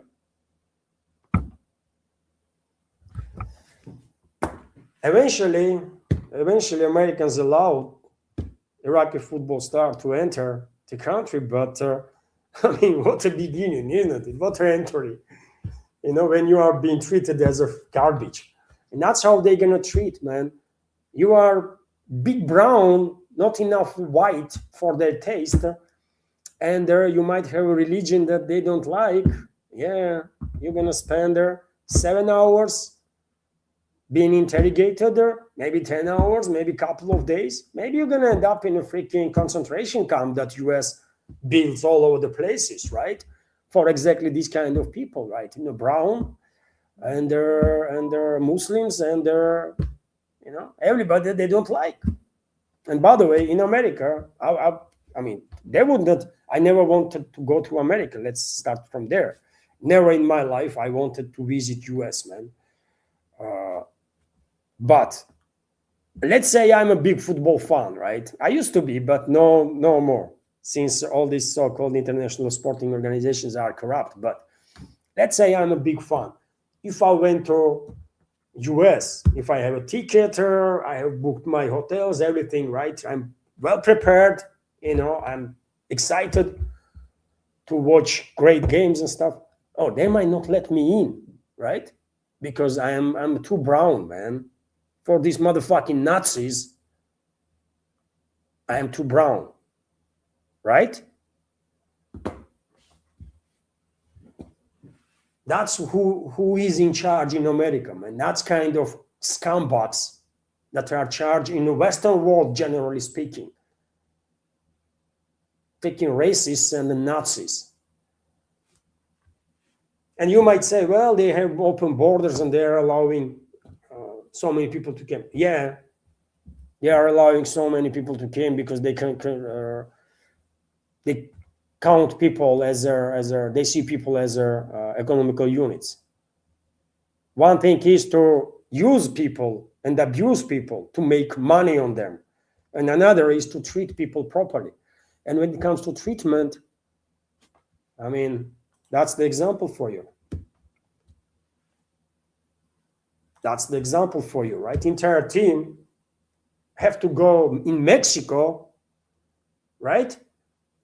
And then come back to play freaking game on the same day. Freaking Nazis, man, and racists. And when it comes to sport, by the way, a Russian tennis player, Maria Andreeva, defeated a Polish player, Maja Chadorycka, in the final of the Roland Garros tournament, which is great. She's a 17-year-old tennis player, by the way. And when I saw this news, I did not watch game itself. As I said, man, I no longer watch sporting events, international sporting events. But when I hear that she won, I was thinking, yeah, man, that's cool, right? Because she was treated too extremely badly when tournament lists were published. There is every player with a flag, right? A Russian player without flag. What are you doing? How you can be this cheap, right? Organizers of Roland Garros, French Open, or the French leadership, French political class, how you can be this disgusting? But you are, man, you are. And this Russian athlete showed them all, right, where their freaking place is. Well done to her. And also, she reminded me of Maria Sharapova, by the way. She was also teen, isn't it, when she won the Wimbledon? That was her first Grand Slam victory, isn't it? So good. Maybe future, maybe she will have a sporting career bigger than Maria Sharapova. Who knows? Good news, and I want to end the news segment on that, dear friends, that Russian athlete won French Open, which is great. which is great, by the way. And okay, there was another super chat. I'm checking now, dear friends. I'm checking Rumble. There was another super chat from Scooby, and I will react, dear friends, on the super chat first, and then let's have a little conversation.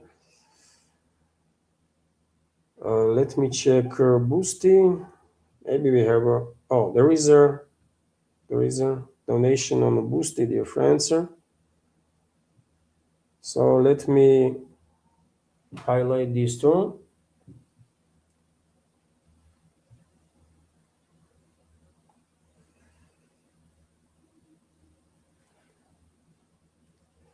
Alexander G, thank you very much for your super chat, for your donation on the Boosty. And I will make screenshot right now.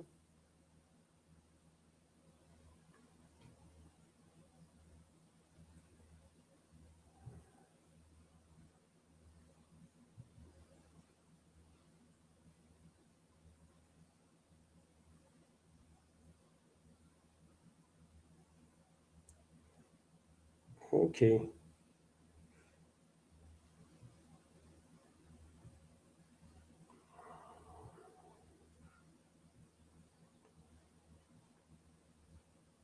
Maybe my update was a little chaotic, dear friends, but it's a Sunday, isn't it? Sunday community chat.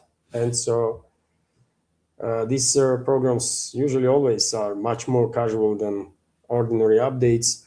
And so let me first, as I said, highlight super chats.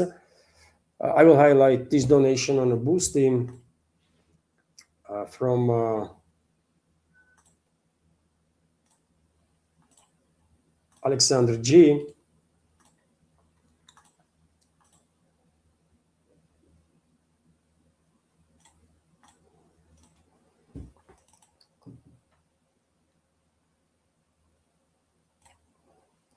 So thank you very much, Alexander G, for your donation through Boosty, $20 donation. Thank you very much. And Alexander is commenting, I don't have anything smart to say, just want to support her. Thanks, Levan. Thank you very much, Alexander, for your support and attention. Thank you very much. And also, there was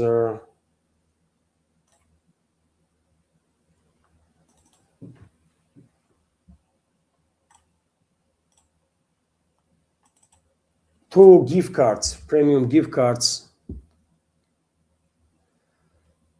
two premium gift cards from Viper. Viper, thank you very much for your premium gift cards on Rumble. Each gift card is a $5 donation. So thank you very much, Viper, for your donations. And in terms of fundraising, there was Alexander G's $20 donation, Viper's two gift cards, which is each $5, so $10 donation. So that's $30 we reach. And also there was from several super chats, dear friends. And let's go through super chats. Thank you very much, Scooby, for your super chat and $2 donation. And Scooby is commenting, Angela Merkel revealed that the Minsk agreement were merely a means to build up military against Russia. Should Putin accept another Minsk agreement? Would that not amount to treason? Well, that's how many people gonna see this. And I'm afraid when Putin will go for some sort of a Minsk III, I'm afraid many people here in Russia are gonna take this decision as gonna see this decision as denial of the victory to Russian people, as a betrayal, basically. That's how many people are gonna think about it. But yet again, one thing is what ordinary people think, and another thing is who is decision maker, right? Putin is a legit president of the Russian Federation, right? He is elected by majority of Russian Federation, and that's how system works, right? I mean, you cannot do anything really. That's how system works. And if Putin thinks, Putin has his, and his inner circle, his government think that uh, they're gonna go for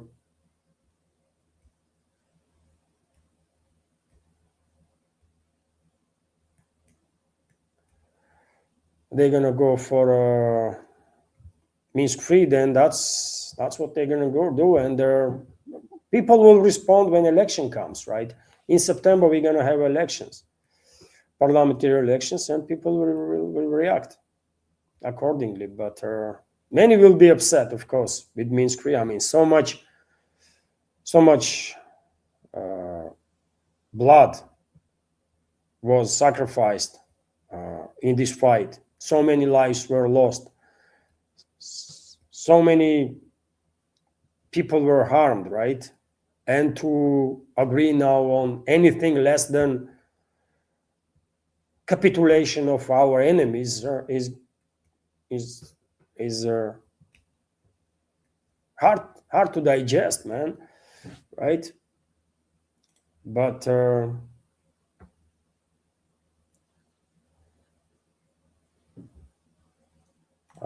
yeah,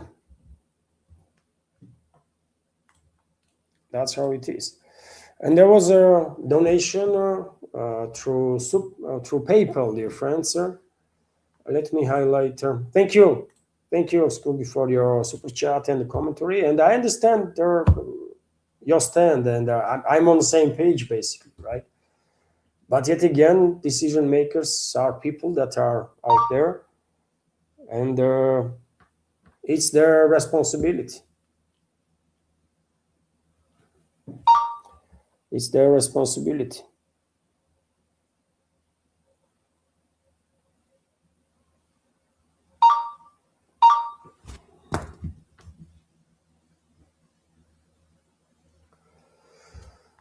And let me highlight there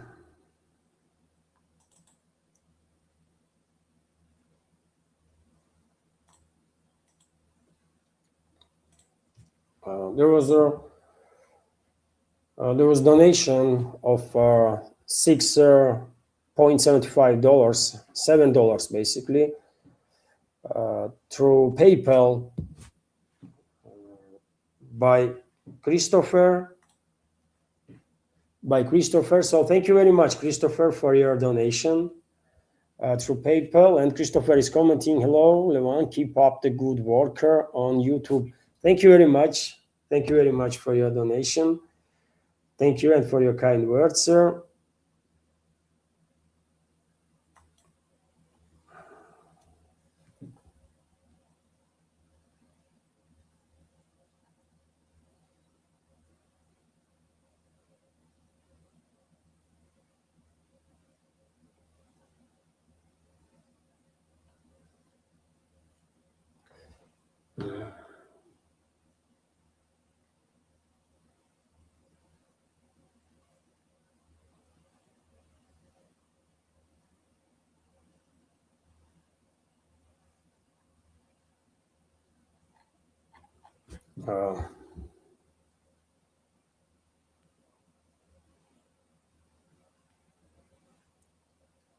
Should I ban this person, by the way?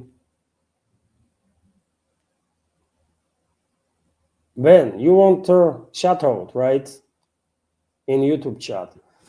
I hate to ban people, man. Don't spam.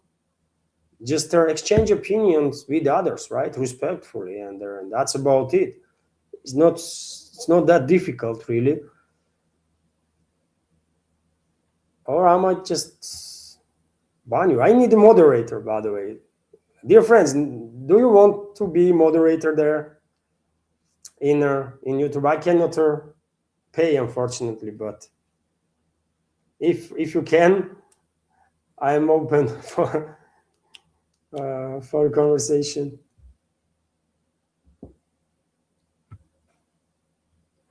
Nidish is commenting that there is some breaking news in regards to Israel. Let me check. Let me check a couple of channels, by the way. What's going on there?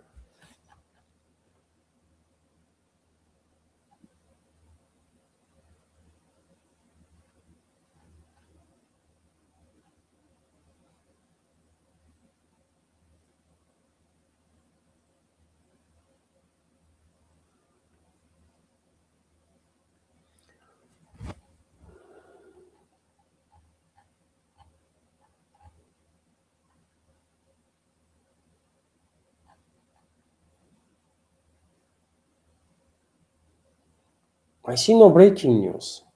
There are reports that Israel conducted an attack on Beirut, correct?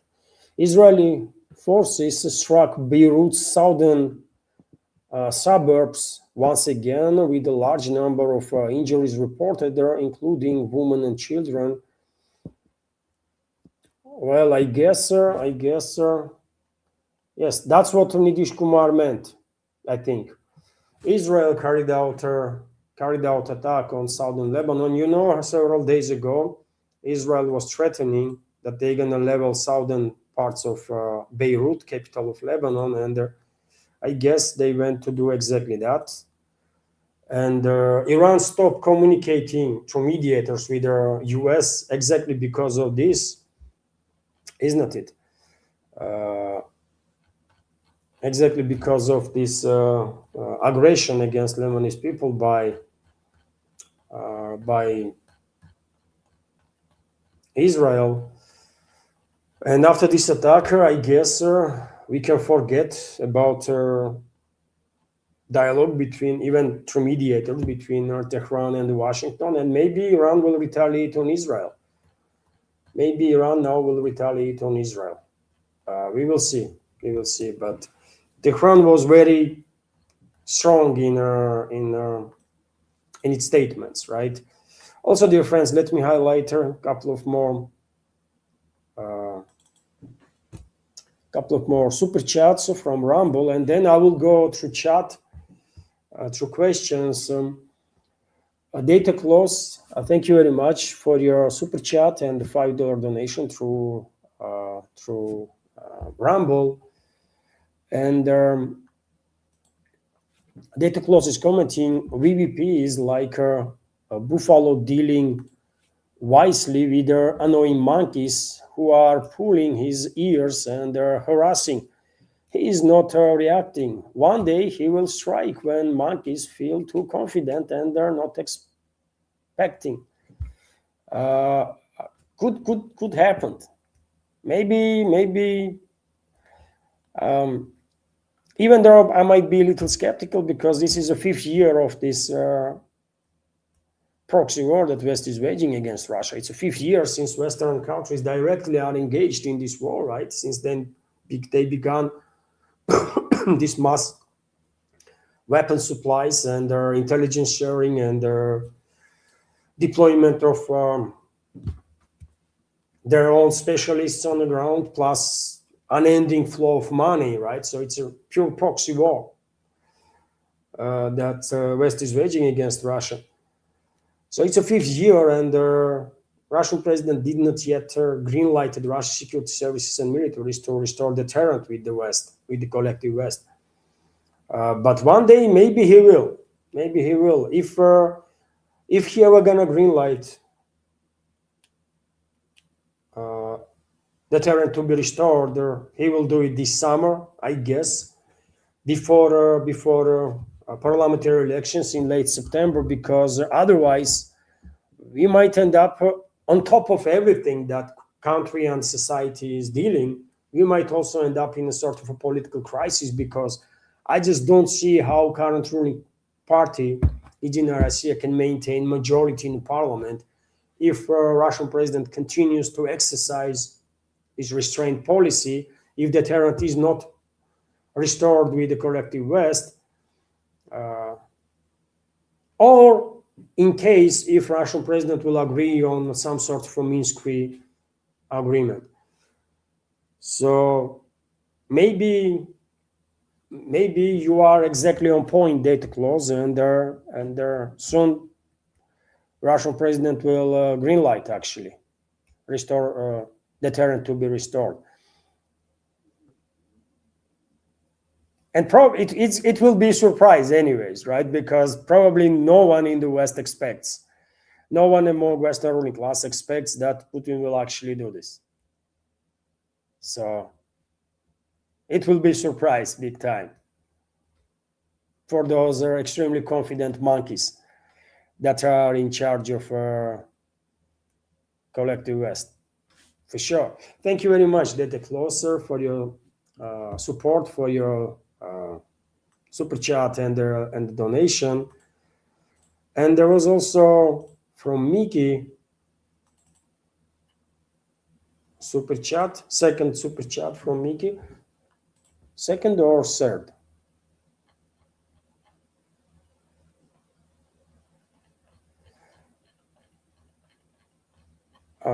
There are third super chat too.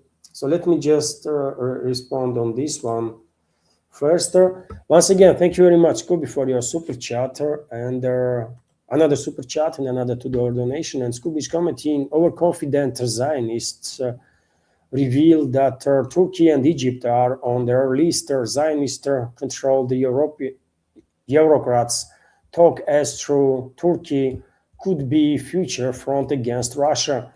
Coincidence? No, definitely not. Definitely not. And if you remember, Scooby, in one of my previous programs, I've said that because Zionists are still useful for globalists, for European ruling class, for let's say Western ruling class, probably they will push out Turkey from NATO, and they will support Zionists in their attempt to create this greater Israel and to basically destroy all the neighboring countries there. Western ruling class supports Zionists in this and will continue to support, right? Even if that will mean to go against formally their own ally, Turkey, which is a NATO member state, right? So definitely this is not coincidence. And I don't think they're going to be able to use Turkey against Russia necessarily. It might happen. I mean, Turkey and Russia had a lot of wars. Literally none of them end well for Turkey, but there was a lot of wars between their sides, right? But nevertheless, theoretically anything is possible, but I don't think global is going to manage to use Turkey against Russia. Probably they will go for disintegration of Turkey. They will support Kurds. They will support more actively reunification of Cyprus.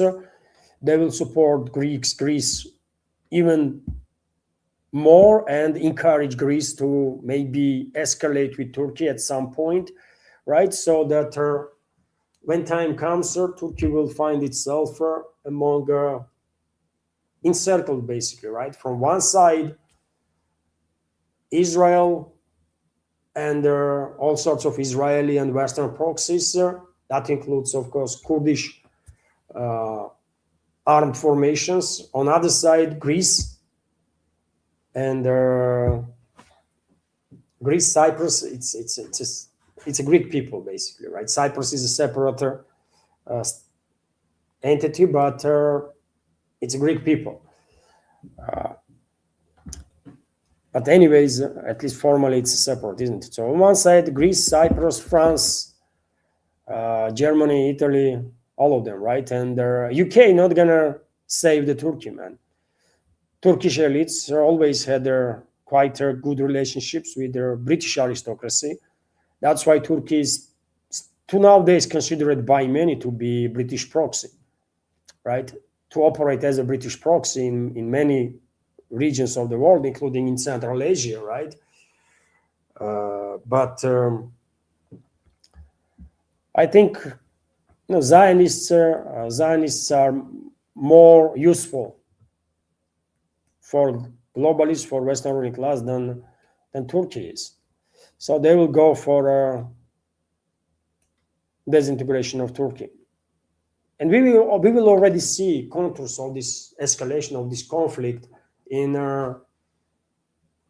3 to 5 years, maybe 7 years max, right? This is not some far future. This is going to happen right now in next 3 to 5 years, most likely 7 years maximum.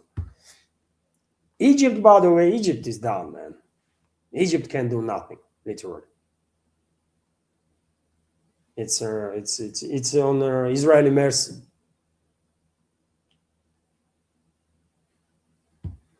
Egypt change its side and become American proxy or Western proxy.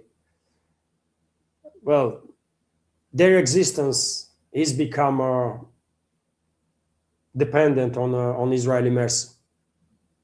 Anytime Israel wants to take out Egypt, they'll do it. And no one's going to stop them, really. And Egypt cannot stop them. So, same goes for Jordan, by the way. I mean, Jordan only exists as long as Israel tolerates it. You know. So thank you very much, Scooby. Thank you very much for your super chat and donation. And there was another super chat.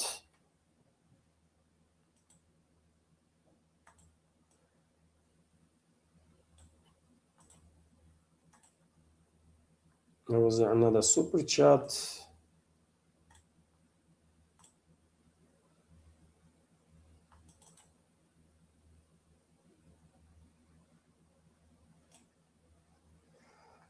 Thank you very much, Scooby, once again for your donation and super chat.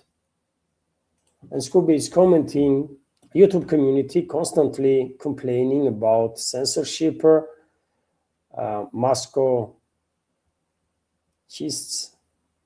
I don't know what that word means in the end, but yes, I mean, I'm a part of YouTube community too. I'm on Rumble and also on YouTube. I complain about my channel being censored, right? This is true. This is just objectively true, but I don't censor. I personally don't censor, and that's why I hate to block anybody or to ban anybody. I prefer to ask first, to behave appropriately, right? So that someone would not disturb their other members of the community. If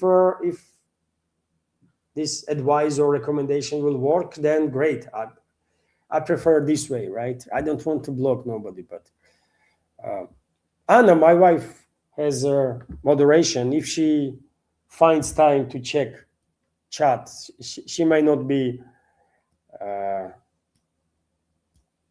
distolerant because she don't have time for this. I'm working here in this field, so I'm on YouTube always. She might just bounce straight away if someone is disturbing other members of the community. And as I said, if anybody wants to be moderator, by the way, I cannot pay for it, but on YouTube, if anybody wants, you write me on mail. My mail is under this video in description box, right? And let's do it. Maybe you want, Scooby, to be moderator on either on Rumble or on YouTube. Why not? Once again, thank you, Scooby, for sharing. And let's scroll now. Let's scroll through chat.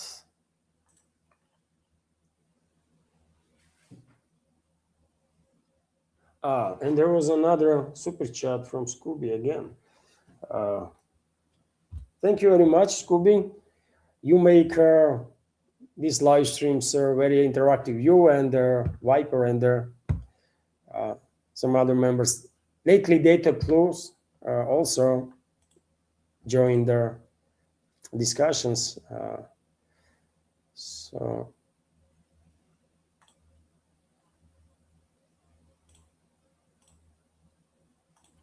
let me copy this. Interesting question, though, Scooby. Scooby is asking if I still believe in a multipolar world. And yeah, that's a question for $1 million, isn't it? Many of us were so optimistic not so long ago, man, but now. Once again, thank you very much, Scooby, for your super chat. And the question is, Leon, do you still believe a multipolar world? World is going to happen. If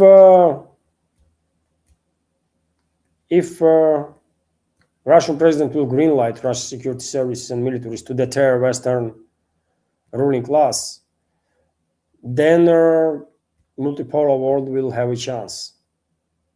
But if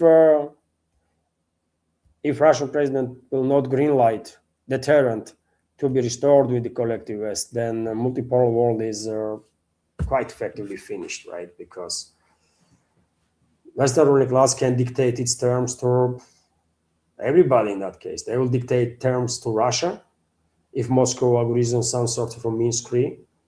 And well, without Russia, and without Russia, without collective West, what kind of multipolar world gonna be built, right? You should keep in mind that India is under heavy pressure and influence of the West too, right? Brazil is under the risk of regime change operation that US might orchestrate, or globalists might orchestrate through US. So the multipolar world is in the question, yes, big time. Sadly, man, sadly, but yet again, it's not finished yet. Let's see, maybe that clause prediction gonna become true, and the Russian president gonna greenlight deterrent to be restored with the collective West, and in that case, multipolar world will be born again, right? It will gain tremendous momentum and energy in that case, if Western ruling class is deterred. So it all depends what kind of decisions Russian president will make, you know. So we will see. This summer gonna be crucial. I think this summer gonna be absolutely crucial.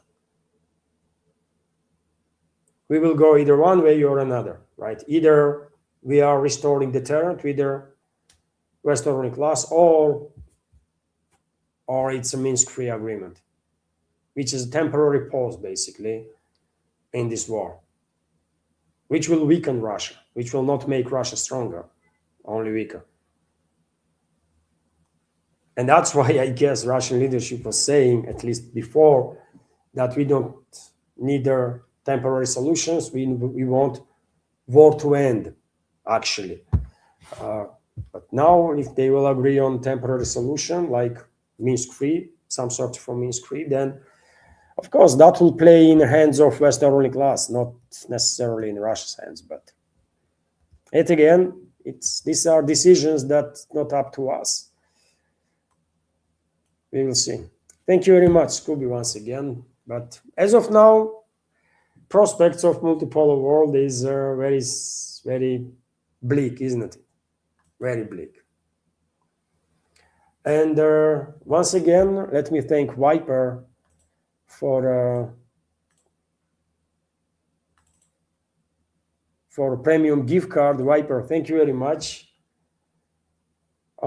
This is not a premium gift card. I already highlighted this.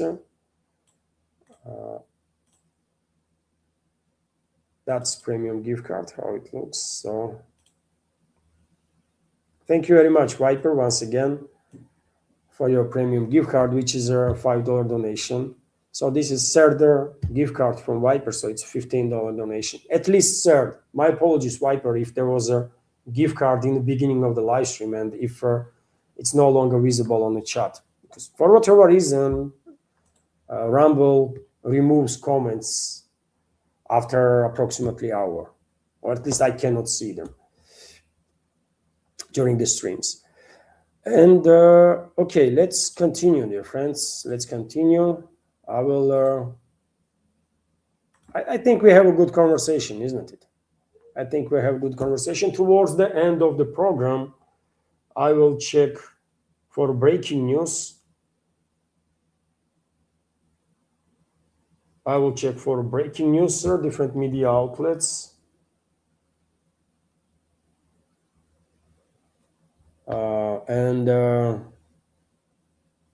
And yeah, let me scroll now, dear friends, through chat. As I said, if you want to discuss any topic, you can use the super chat feature on Rumble. You can send your question through PayPal or Boosty, or you can use capital letters, dear friends, capital letters, or capital Q, so that I can see your commentary and understand straight away that this is directed to me. So let's scroll. My apologies if I might miss your question. I see Nidish's comment here because it's a capital letters, by the way.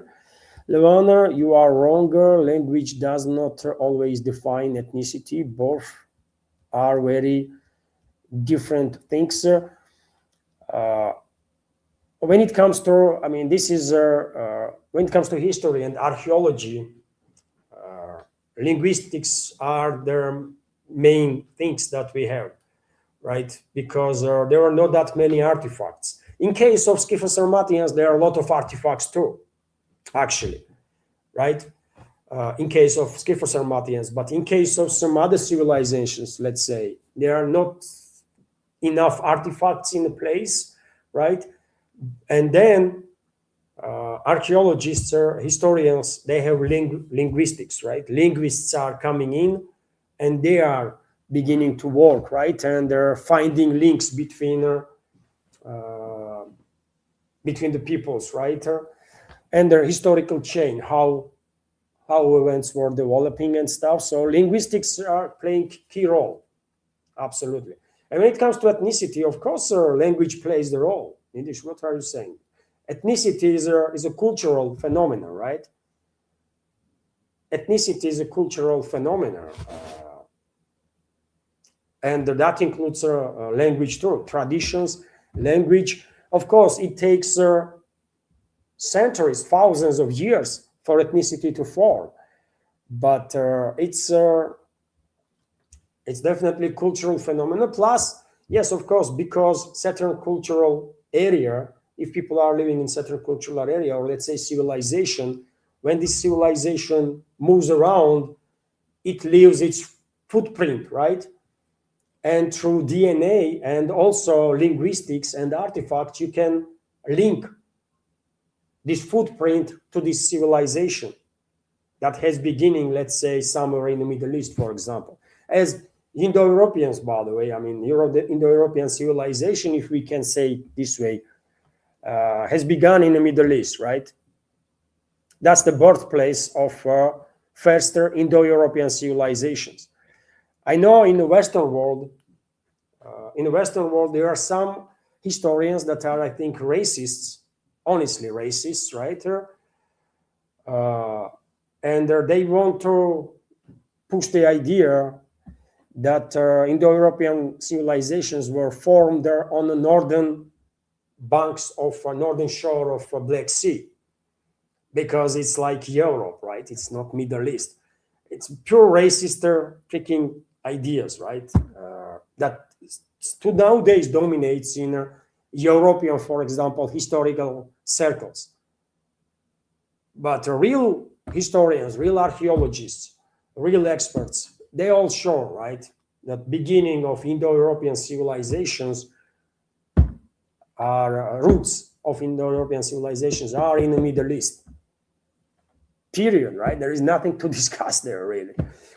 And language has, of course, link, because when, you know how people find out that modern Ossetians are descendants of Alans and Scytho-Sarmatians. You know the story? I have talked about it sometimes in the past. I will repeat if I may. It's a community chat, isn't it? So why not? And so when some 200 years ago, when families, these island families, Ossetians themselves, they call themselves Iran. Iran, right? It sounds, it's a familiar sound, isn't it, with Iran? But in Ossetia, you go in Ossetia and they call themselves Iran Adamta, right? Iran people. They are also Diguron. The Ossetian people are also like divided into different, not ethnicities, but different, divided by not language, but dialect. Yes, there is a dialectical difference, and also some might argue that amongst Sarmatian tribes, right, there was several dominant tribes. One tribe was Alans, there was Yazigi, there was several, right? Ruxalans. In European history, you probably have read about Roxalans, right? Name such. It's in Ossetian. This is a Sarmatian tribe, Ruxalan. It translates in Ossetian in no any other language you can understand what that even means, right? But anyways, there are some theories that Digorons might be descendants, let's say, of Yazigi tribe of Sarmatian Union, and Irans are descendants of Alans, but it's a one people, right? It's different. They might speak different dialects, but when I was kid, I understood both.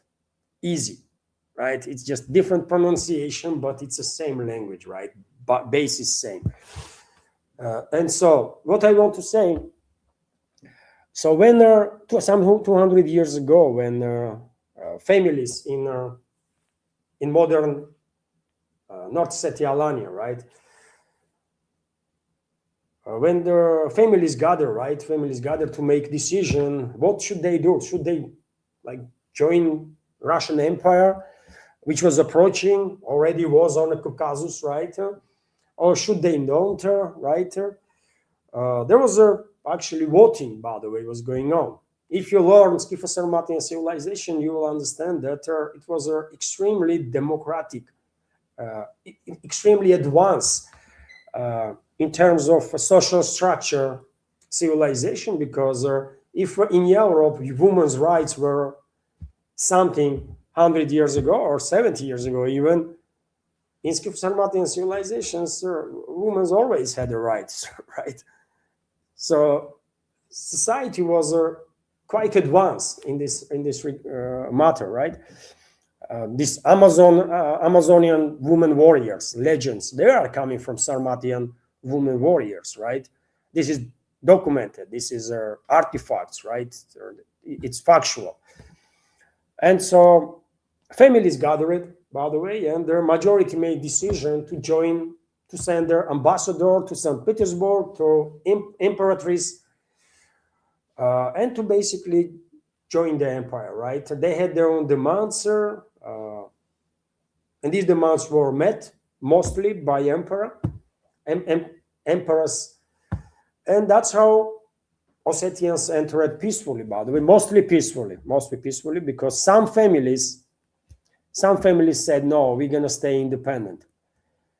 And legends are that my relatives, my ancestors were among those families that say we're gonna stay independent, and then empire come, majority made decisions, so it was democracy, right? That's how society was operating. Majority said yes, we are joining empire, but families that say no, we don't, they were left on their own, right, to deal with the empire. And the empire come and their empire crushed. Of course, these families, no matter how hard they fight, by the way, I mean, what you gonna do against the empire? It was a stupid decision on behalf of my ancestors.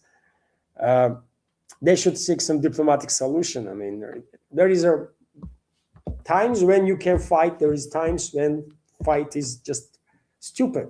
You shouldn't. So yes, some families fight. By the way, they lost this fight, understandably, so because against the empire, and they dispersed. My ancestors, they dispersed. Right, some parts went to Digoria, which is a part of North Ossetia, Alania. Digoria joined the Russian Empire a little late, so some part of my family, for example, went there. Other part went into Georgia, modern Georgian territory, right? They went to south and ended up in Georgia, and that's how I am from Georgia, by the way, right? I'm Georgian Ossetian. And so that's the history how Ossetians joined the empire, right? Mostly peacefully. Yet again, not so mostly for settler families, but in general terms, it was mostly peaceful. And that's why in history, Ossetia was not conquered by Russia. Ossetia, Alania joined the Russian Federation. Because this is true. That's how majority decided. And so, okay, people joined, right? And then first researchers, first historians and researchers arrived to North Caucasus region. And I believe first historian who began thinking about links between Ossetian people and Alans and Scytho-Sarmatians were German historians, German scientists, because they knew straight away that these people are not speaking neither Vaynach language that Chechen and Ingush people are speaking, for example, neither Turkic language that in modern Kabardo-Balkaria, for example, people are speaking. So it was clearly distinguished language from all the others in the region, and it was for there was too many similarities with Iranian, right? And then for historians, it did not took much longer before they and there was archaeological studies and all sorts of stuff, and they established a link, right? That these Ossetians are their descendants of Scytho-Sarmatians, what is left from them, right? People that maintain the language and maintain the culture, right? Cultural elements through history. So language does play a role. And you can go now in North Ossetia, Alania, and you can hear language on which Scytho-Sarmatians were speaking, right? And you can see traditional elements of tradition that survived through thousands of years, right? And still are live, basically, in Ossetian society.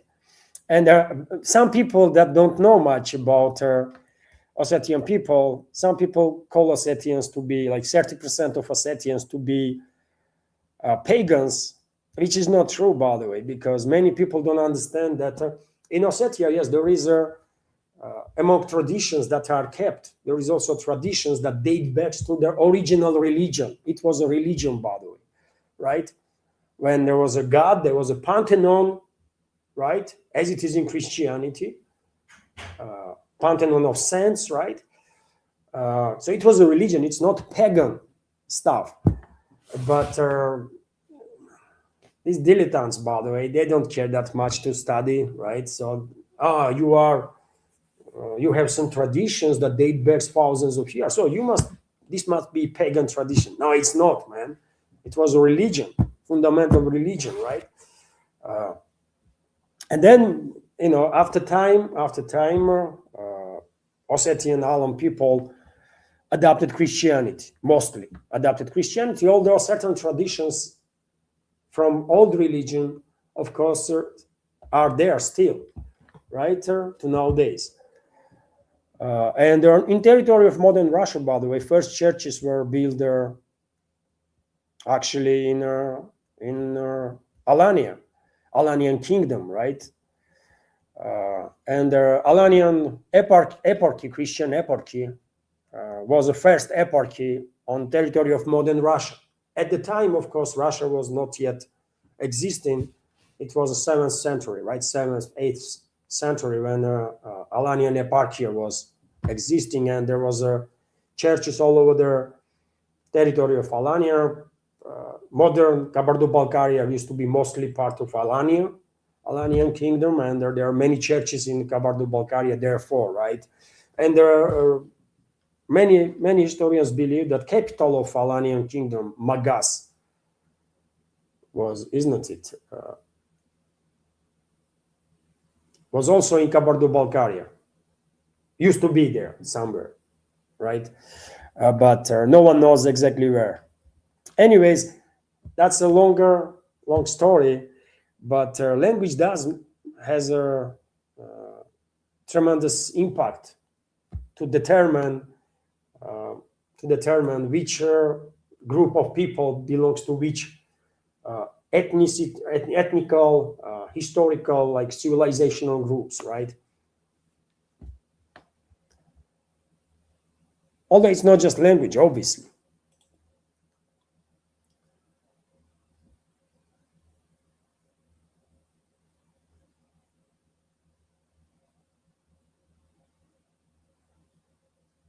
I'm scrolling now, dear friends, through.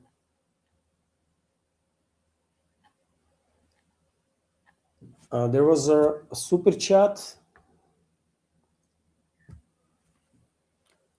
There was a super chat also on Rumble. Let me highlight, dear friends.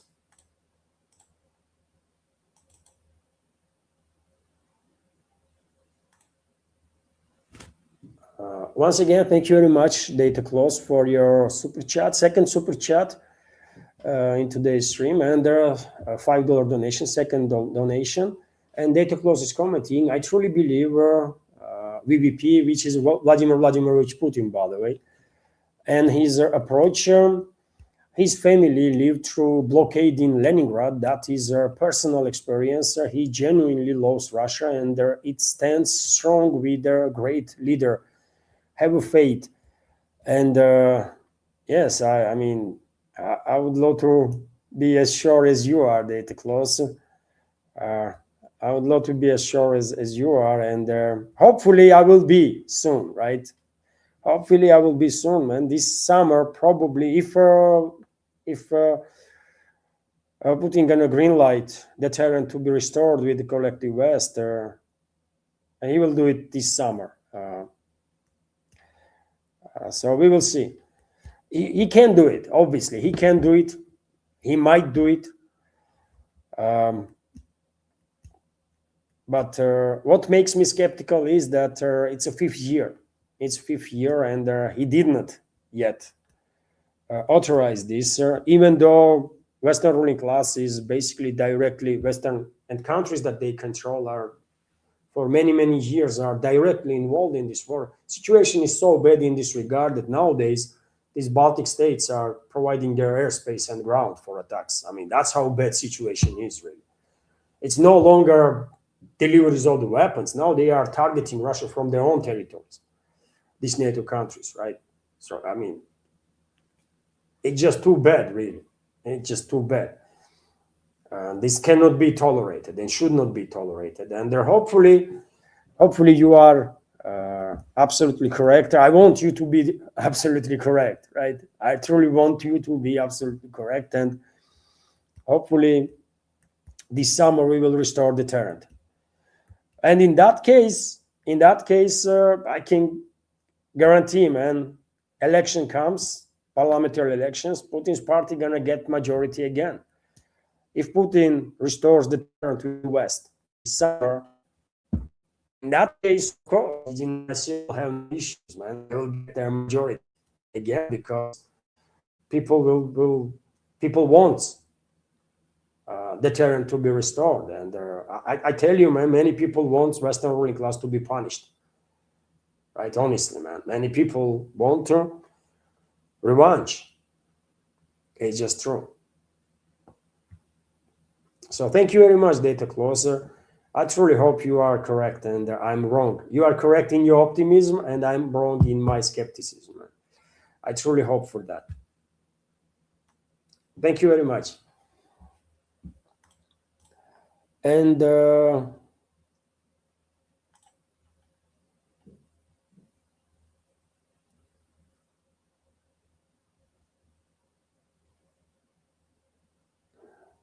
and Scooby is commenting. Scooby is Commenting. Let me highlight. That's interesting. That's an interesting comment, actually. Somewhat surprising to me. I managed to read it already a bit while making the screenshot. And thank you very much, Scooby, for your super chat again and for your donation. And Scooby is commenting, Levan, I have bad news for you. Polygraph lie detectors don't work. Too many false positive and their negatives. Really, is there statistics or something about it? Because this is bad news, man, actually, because you know my take. I want all officials and all public figures, big, small, no matter, to take polygraph tests at least once in a month, just to make sure that these are not foreign assets, you know, and they are not involved in a corruption. Just a couple of questions will do in this regard, but I mean, if there is studies that says polygraph is not reliable, then yeah, that's too bad, man. Actually, uh, that's the bad news. But yeah, thank you for letting me know. I'm gonna actually do some research, man, because I was thinking that you know, polygraphs are like correct. But I don't know. I'm not an expert in the polygraphs and stuff. But my understanding was that it's only in the movies that some people are able to bypass polygraph and stamp that kind of stuff, because polygraphs are working on a they are measuring heartbeat, correct? Heartbeat, blood pressure, stuff like that. And when people lie, their body is reacting on that somehow, right? Because they are getting a little more nervous or something. So if you can detect that, then you know you can calculate the answer. But yes, if polygraph is not reliable enough, that's bad news, man. Because idea itself that all bureaucrats, literally all of them, and all public figures to take polygraph tests at least once in a month, or okay, once in 2 months, you know, I don't think that's a bad idea, man. Just to stay on the safe side, to get rid of fifth column, let's say, right, and corrupt people. Because if polygraph is working properly, then when you ask someone, "Are you corrupt?" or somehow, you know, specialists, they're not gonna ask like that, right? They're gonna ask in a way that they will force this corrupt individual to think about answer and stuff like that, and they will understand if people is lying. But couple of questions about corruption, couple of questions about any links with the foreign secret services. That's all we need to know, right? And if you are clean, you are clean, right? Good.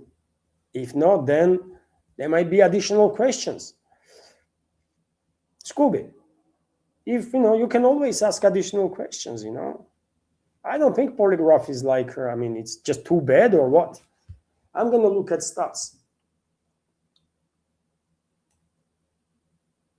But yeah, I mean, I was a bit disappointed. I had a different take on polygraphs. I was thinking this is approved or tested or method, but you are telling me that this is not the case. You know,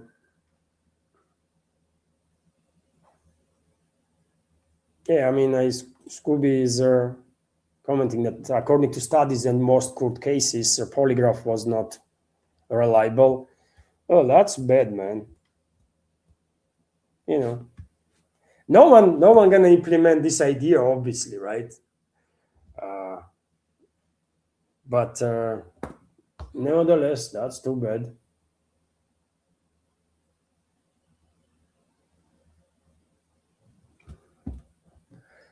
I have heard about this too. Alexander G is commenting, allegedly Chinggis Khan was some kind of white guy with blue eyes.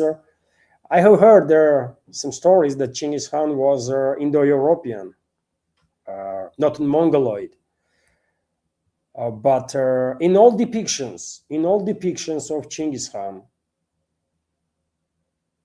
or in most depictions, he is Mongoloid. So I don't know, really. I don't know. Was he Indo-European or Mongoloid? Who knows? Probably he was a Mongoloid, right?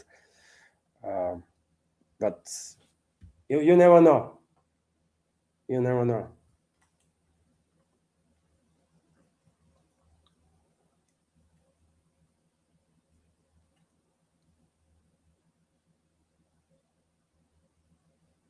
And by the way, Mongoloids and Indo-Europeans are different in physical, height and physical appearances, and especially in terms of ice. You know why is that, isn't it? When it comes to ice, due to these winter storms and sandstorms. And it's not just interestingly, these features of ice to protect it from from wind and sun and snow. This is not just unique for Asians, right? You can go into Africa, by the way, in Western Africa, and you can find there people that also have similar physical features, right? Because there is sandstorms constantly there, and they need protection. And through thousands of years, Saturn, body adapted, right? And that what I want to say is that we are all the same. By the way, we all are one freaking species, all of us, right? No matter which race you are, we are one people. But depend on geographical area of living, we have a certain just features, right? It's depends where you live, where your ancestors lived, right? Past, let's say, several thousand years. But we are one species, man. All of us. And we should treat each other as one species without any hate and stuff. But yeah. Racists wouldn't understand this, man. They love to hate everything and everybody, I guess, right?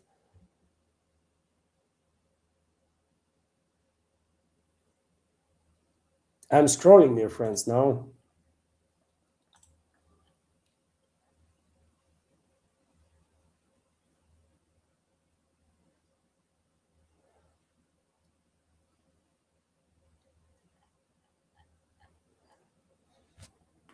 If I see capital Q,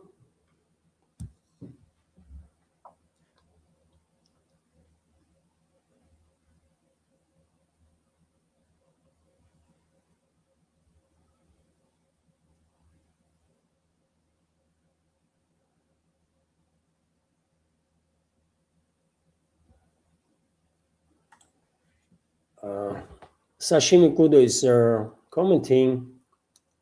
Ljovićka. That's cool. Nice, Kosovorićka. Oh, thank you.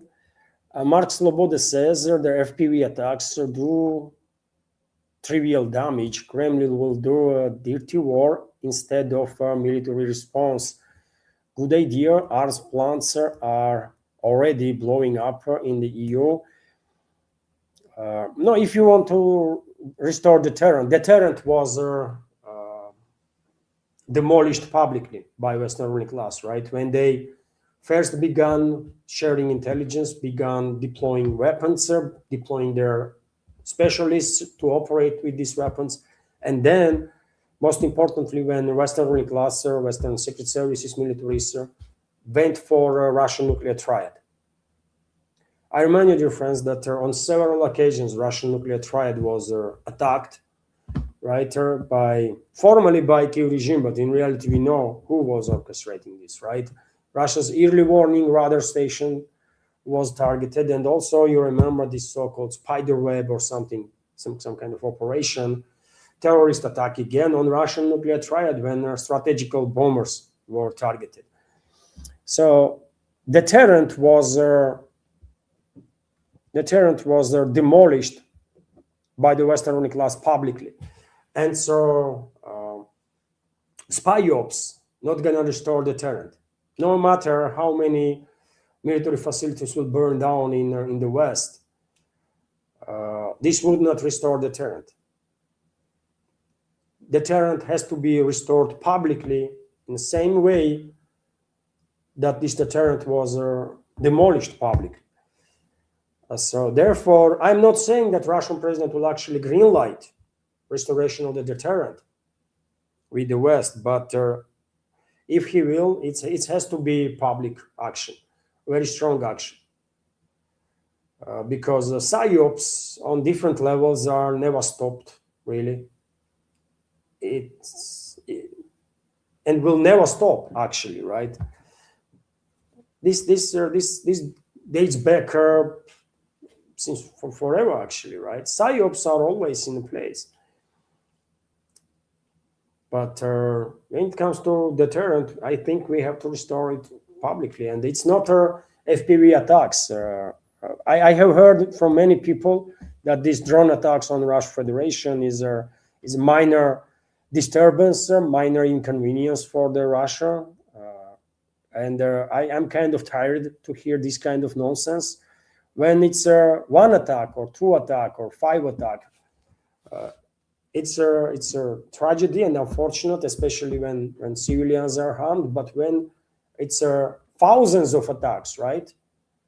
It's no longer minor inconvenience. And according to many reports, in European part of Russian Federation, where majority of society lives, there is no more oil refinery or petrol or storage facility that was not targeted. So it's no longer minor inconvenience, and there already in 17 regions are some level of issues with their fuel, for example. And it's not just a fuel to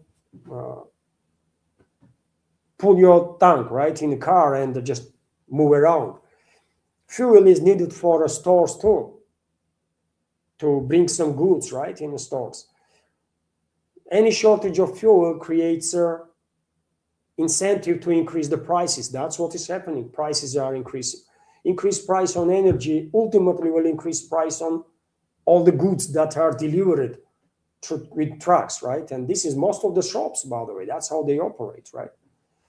So it's a chain, and this chain goes, and eventually it's a big deal. So I don't understand why some experts, with all due respect to Mark Sloboda, by the way, but I don't understand why some experts are trying to paint the picture that all these drone attacks, it's not FPV drone attacks, it's a long-range drone attacks. Each car is 50 to 100 kilo of explosives, by the way. FPV drones are mostly used on the front lines, right? But this for strategical attacks, long-range drones are used, and most of them are carrying at least 50 to 100 kilos of explosives, which is big deal. And so, yes, in Crimea, you cannot buy gasoline, for example. If you are in Crimea right now, you cannot buy gasoline. I don't think that's a minor inconvenience, right? And as I said, 17 regions already are experiencing some sort of difficulties. And to deal with this issue, only way, objectively speaking, right? I mean, we can go for all sorts of fantasies, but if we are realists, there's only way you can influence Western ruling class to stop supply drones, these thousands of drones, right, into Kyiv-controlled territory, then to be launched against Russia, is to take some action, right? To strike back, basically. Let's say it as it is, man. We have to strike on NATO countries. We just have to. With conventional weapons, no nukes, no nothing, right? Just conventional weapons. We have to strike back. We have to restore deterrent. Unfortunately, we did not do this earlier, but at least we should do this now, because alternatives there are no good alternatives, really. This is a bad, right? We are already in a situation when we have no good choices, really. All choices are better. You are just choosing between their bad. and worse. And bad in this case is to strike back and restore deterrent like that. And I'm saying it's bad because it might be tit for tat, right? We will strike, they will strike. We might go for quite some time with this exchange. So that's bad, isn't it? Eventually, we will force Western ruling class to submission. Of course, we will. But it will take time. And there will be casualties, right, in the process. So that's the bad choice. But the worst choice is to do nothing and as a result face even more destruction, even more casualties, right? You tell me, if we strike on NATO member states in 2022 when they ignore Russian warnings not to supply weapons to Kyiv regime and began large-scale deployment of weapons, there are experts, intelligence, sharing everything, right? If we strike on NATO countries then in 2022, and if we went for exchange of strikes with conventional weaponry for like a couple of times, of course, there will be casualties as a result of it, collateral damage and so on, right? But do you think we would lose as many people as we lost eventually? By now, we would not. We would not. Western ruling class will quickly realize that Moscow is not messing around and better they stay away. And eventually they would stay away. And special military operation will be finalized by end of 2022, 100%. But we chose other direction, and now we are where we are. And yet again, only way we can force Western NATO member states to stop sending these thousands of drones is to strike back and restore deterrent. This is the only way you can restore deterrent. I mean, honestly, man, you cannot ask them not to send drones, right? They will laugh at you. You cannot issue a warning no more because they are laughing at our warnings too. I mean, we can't really do much. I mean, only retaliation, only language of force will make Western elites to, think about some stuff. And it's up to Russian president. I mean, Data Claw is quite confident that he will, Russian president will deal with the situation and will restore the deterrent. Hopefully he will. Hopefully he will. And this has to be done this summer, by the way. I mean, because situation is getting really, really, situation is deteriorating. No one is panicking. If you go around Russia, by the way, I mean, no one is panicking. People are angry. It's a difference, isn't it? When people are panicking, that's one story. I mean, they are just panicking. They will agree on anything as long as they will feel themselves comfortable. But no, it's not about being comfortable. It's about anger, right? It's about justice. We being targeted, our people being killed. We need justice, right? People are angry, and people understand. With the Western ruling class, only way you can talk is their force. Objectively, man, that's how it is. I'm not being how they say, hardliner. I'm not a hardliner, man. I hate wars and conflicts, man, honestly. But objective reality dictates its terms, right? If you want to deter Western ruling class, this is the steps that you have to take, like it or not, but you have to do this. Otherwise, you would not be able to restore the deterrent. It's that simple, really.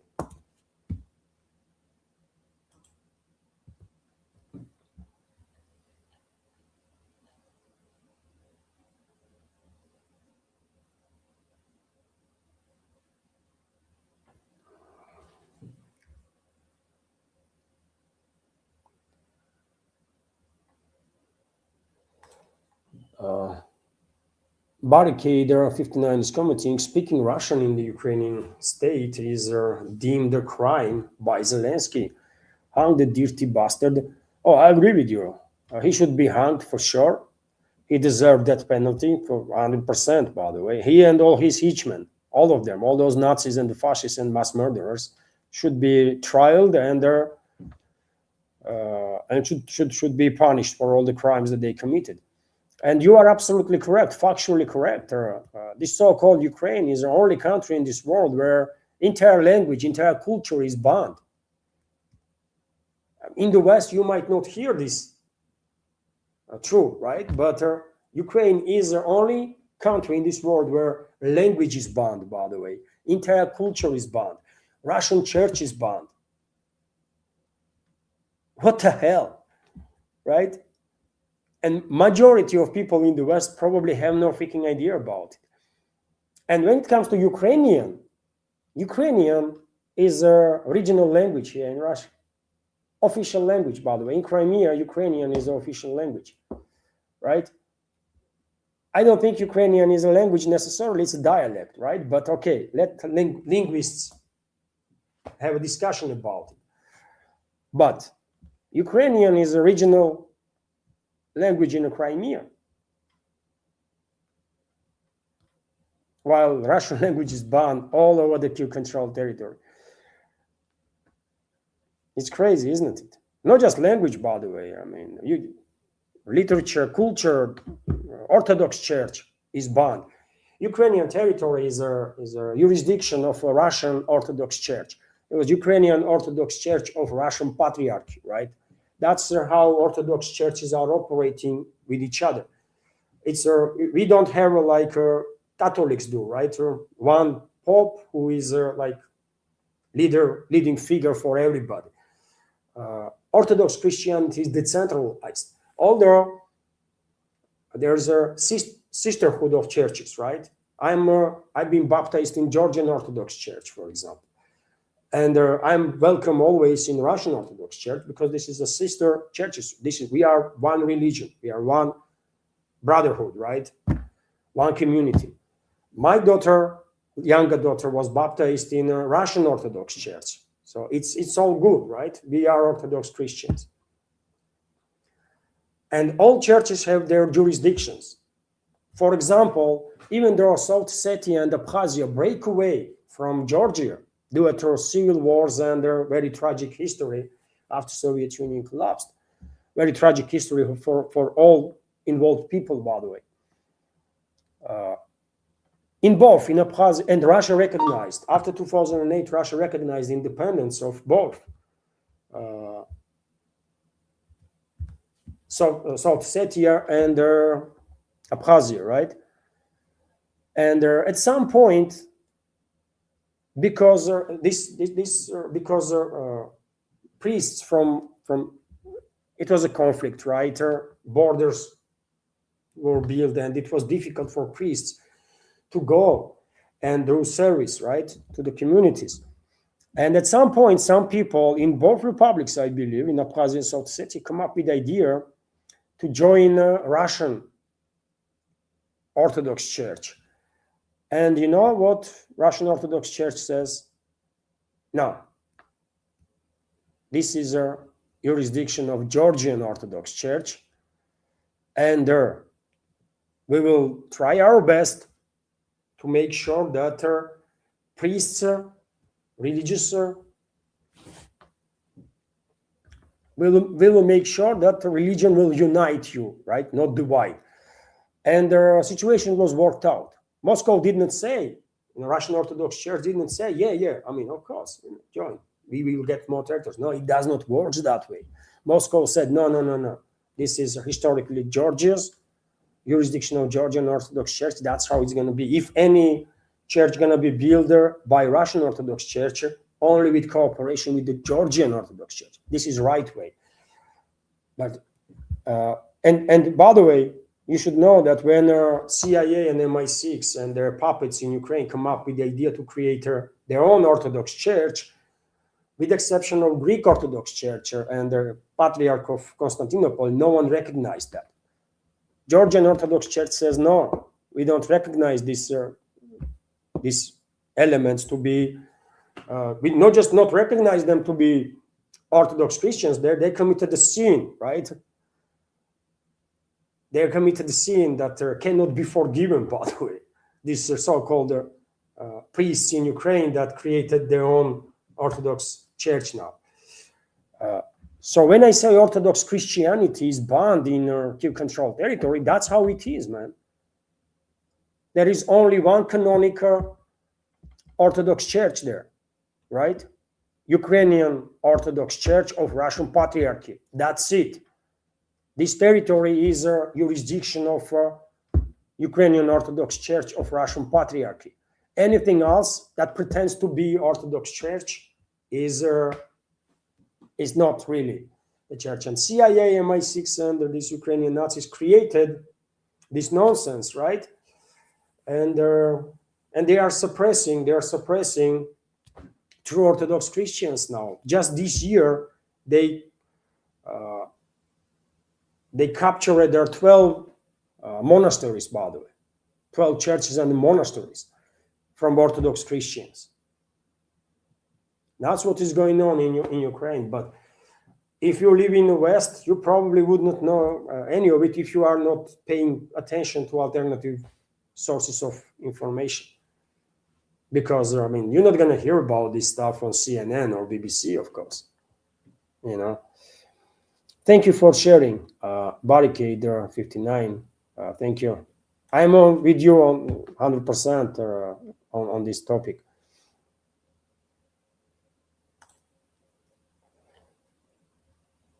And there was 2 super chats, dear friends, on Rumble. Let me highlight her, and I will continue scroll through chat. We have a good conversation, isn't it, dear friends? You know, it's community chat, so. New segment was hopefully interesting, informative, and there is 2 super chats on Rumble. I will highlight both simultaneously, if I may. Data Closer is commenting, the strike will come. It is not about if, but when. Reacting is easy. Wars are different now. Drones and too many hyenas. Approach must be unique, not just a reaction.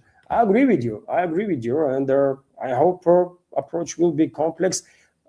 As long as we restore the deterrent, I mean, it's all good. We have to restore the deterrent with the Western ruling class, man, with collective West, because otherwise we will be in more dangerous place than we ever been, maybe. So, yet again, Data Close. I hope you are correct with your optimism, and I hope I'm wrong with my pessimism, right? I really hope so. And yeah, this summer will show us. And hopefully we will teach Western ruling class a good lesson. Forever. Hopefully. Thank you very much, Data Close, for reassuring. I would like to have your confidence. You know, thank you very much for this reassuring comments. It's good, man. It's needed, right? We all have to be more optimistic. I understand. So, thank you very much. And Scooby is commenting, Putin put so much political capital into Trump and their new peace after Biden that he's in a sunk cost fallacy scenario now. He refuses to adjust to new reality. Yet again, you see, Scooby, Data Claw is quite sure that he will greenlight the deterrent to be restored. And I agree with you. He invested too much he trusted maybe too much in Trump and his administration. Maybe he was thinking, he and his inner circle, right? Dmitriev, for example, is still to this moment pushes this idea of cooperation with US and this and that tunnel gonna be built there from, I don't know, Chukotka to Alaska and stuff like that. And nothing wrong with the cooperation, obviously, right? I would love to see Russia and US being actual true partners. But this can be realistic only when American people will reclaim their own country, right? When American people will neutralize current corrupt political system, and when they will build their actual republic in which decent human beings will be in a position of power, not the scumbags that it is the case now and for decades, right? So question is, when American people will manage to reclaim their own country? That's the question. When they will, at that point, of course, everybody will be in favor of building relationships with America because it will work. America, in that case, will honor agreements. But until then, until America is led by corrupt officials, until political system is corrupt, totally corrupt in US, they're not gonna honor anything. And they are not even that good in hiding this intent of theirs, right, or attitude. So therefore, yes, too much was invested. I agree with you. I don't know why, man. I don't know why. But yeah, I mean, Putin and his inner circle, they are talking about anchorage so often that looks like you know, they actually believe that something good gonna come out of it, right? And they have to admit that they just been wrong, man. Trump forget about anchorage literally day after, and to expect something good will come out of whatever agreements will reach between Trump and Putin is just extreme naivety, right? I don't know, man. So that's one part of your comment, isn't it, Scoopy? And on the other side, you see, Data Claw is saying that no, he will retaliate. He will restore deterrent. And I mean, I really hope Data Claw is correct, man. I really hope so, because alternative is a Minsk-free. Alternative, if we are not restoring deterrent now, then alternative is a prolongation of this conflict for some time, which will kill even more people, right? Will be more destruction, and eventually it's a Minsk-free freezing of the conflict, right? Which means that next generations will have to deal with the situation anyways. So it's not really a resolution. But again, let's wait and see, man. Let's wait and see. There are reports that Security Council is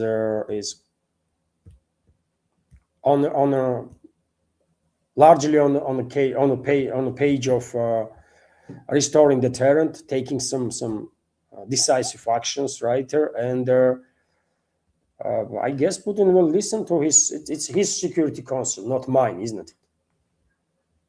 So probably at some point he will listen to his Security Council. He will measure all risks, everything, and he will make decision, because it's his call, right? He's a president. I know this is a difficult decision to make. I understand this perfectly well. But as I already explained, we are in a situation where we only have choice between bad move and extremely bad move, right? Bad and worse. We end up in this situation not because of us, but because of the Western ruling class. But nevertheless, we have to react, right? We are where we are. If Western ruling class didn't orchestrate this coup d'etat in 2014, obviously none of this would happen ever.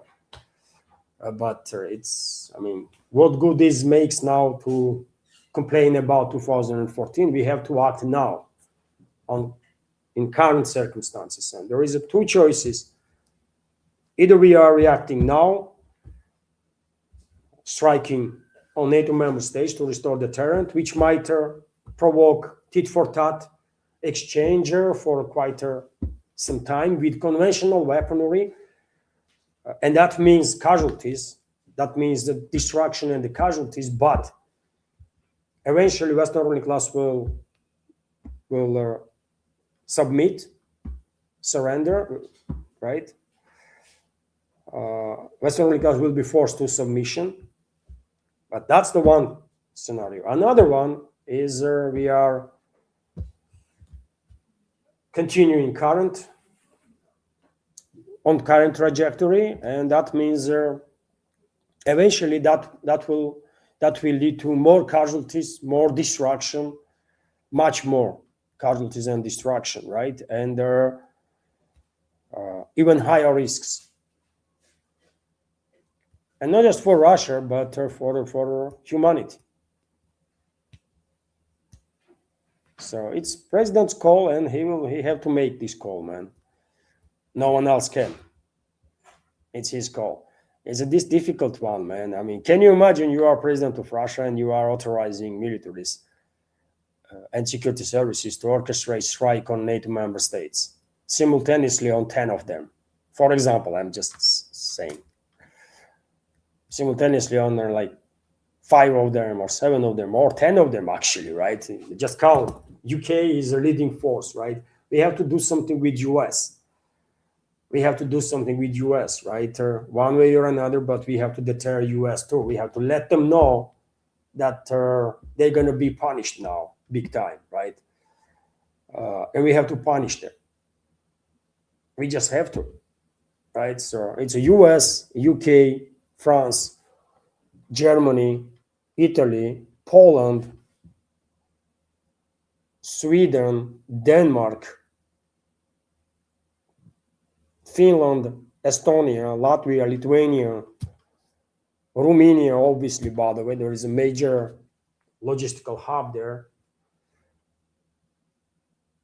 I already count how many, 11, 12?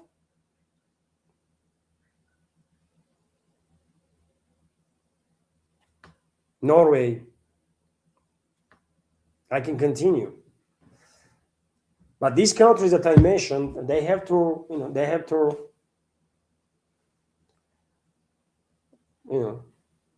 pay. That's all it is, man. They have to pay for the crimes that they committed against Russian people. That's how we will restore deterrent.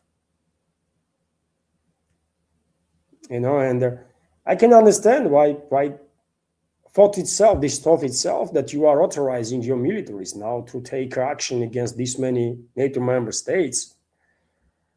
How that even thought about it is going to be terrifying for anybody.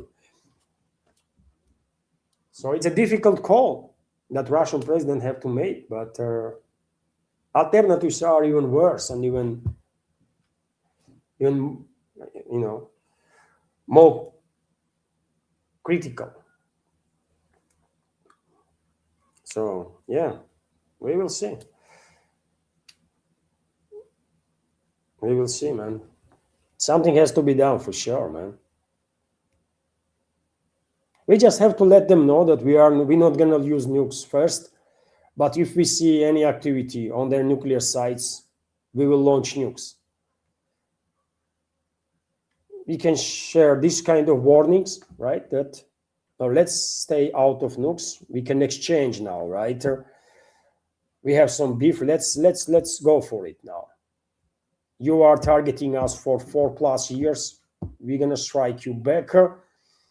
Let's see what you have to say after that. You will strike on me. I will strike on you with more force, right? And I believe we can go right now. We can go with our collective West, like that, face to face, man, and we can defeat them. We can defeat Western ruling class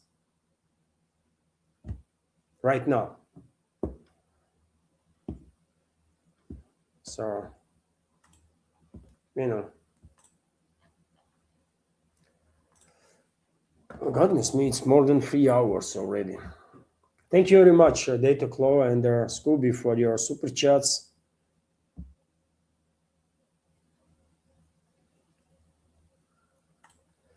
Luan, are the results going to come out of Armenian elections? Nitish Kumar is asking. And now it's 18:20 here, 20 past 6 in the evening. In Armenia, Armenia is 1 hour behind, right? So it's 20 past 5 in the afternoon there. Correct? And so, or they are on same time with us. I think ballot stations will, polling stations will close at 8, right? And after that, after 8 p.m., we will have some exit polls first, and then we will see what's gonna happen. I'm gonna publish whenever exit poll is gonna be available. I'm gonna publish information on my Telegram channel and on my Twitter X page. I'm not gonna stay online, by the way, until 8 p.m. Another 1.5 hours. So I will publish exit polls on and first numbers basically on my Telegram, and of course I'll give you update tomorrow during the program. As I said, from tomorrow, first updates will be on my Telegram and Twitter X page. Sorry, on my Telegram and Boosty. I will share whatever news I have bookmarked for that morning, for that time, by let's say 8-9 p.m. in the morning, and then at 3 p.m. I will have a big live stream.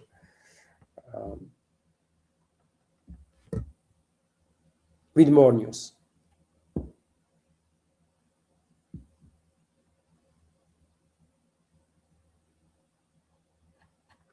Let's scroll faster. Apologies, dear friends, if I'm gonna miss your question, but it's already like 3.5 hours. I'm a bit.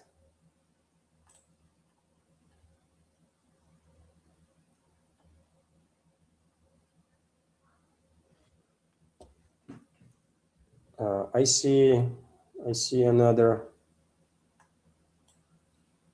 super chat. Let me highlight difference.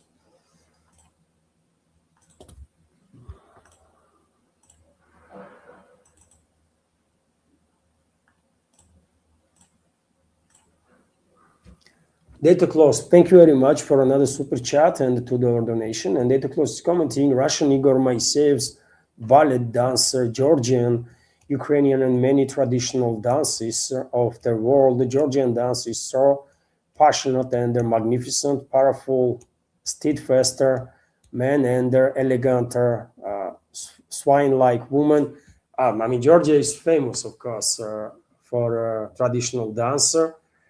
If any of you, dear friends, will ever travel to Georgia, of course, I highly recommend to visit any theater where they're gonna be some Georgian dance ballets, Georgian ballets that will demonstrate dance. Or you can watch it on YouTube. It's wonderful. It's really good, man. Sukhishvili, there is a ballet. Sukhishvili, famous. They are doing some crazy stuff, man. There are many other groups, obviously, many other groups. Sukhishvili probably are most famous. Yes, and yeah, I recommend, man, to everyone to visit Georgia. It's a wonderful place, of course, and to get know through local culture. And of course, Georgian dance, traditional dance, is of course a big part of tradition and the culture. It's like dance is a part of a culture in many countries, isn't it? But yeah, it's something that definitely will worth your attention, for sure. Thank you very much. Day to close. Thank you very much.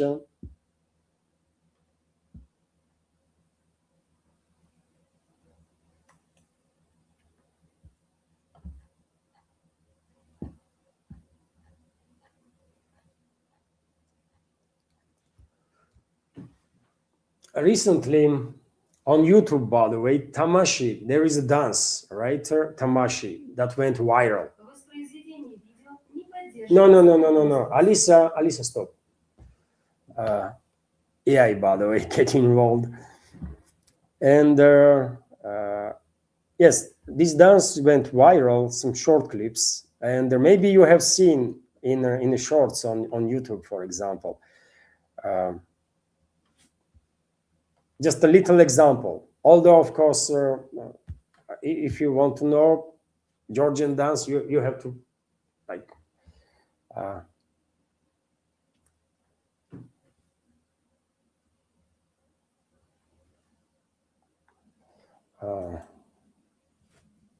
Smoky Sally is commenting. I think Putin is said the war will be finished this year. No, he said war is going towards the end. The conflict is going nearing its end. He was asked about it. He said it like a couple of weeks ago, correct? And then recently in Astana, I believe, when while Putin was visiting Kazakhstan, he was asked to clarify what he meant by saying that conflict is nearing its end, and he did not went into details, but he basically repeated himself that based on all the data that he has, conflict is nearing its end, and it is anybody's guess what he meant. Is he means that some sort of a Minsk free gonna be signed, or he means that we're gonna restore deterrent with the West, and once Kiev regime is left alone, let's say, then Russian military and security services will finalize the special military operation in a relatively short time. I mean, what he meant by this, I don't know, but he said on several occasions that conflict is nearing its end. So, without timings, without specifics, but he says this, and who knows what he meant, really. This summer, we're going to find out. I think this summer going to be historic.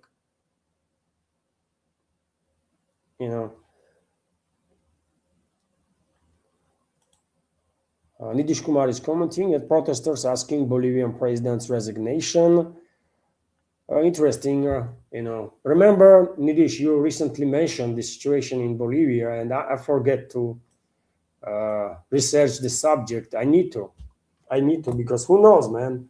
Maybe tomorrow there is a freaking coup d'etat and I don't know nothing about what's going on there. So I need to check. Situation in Bolivia. Thank you for sharing, Nidish.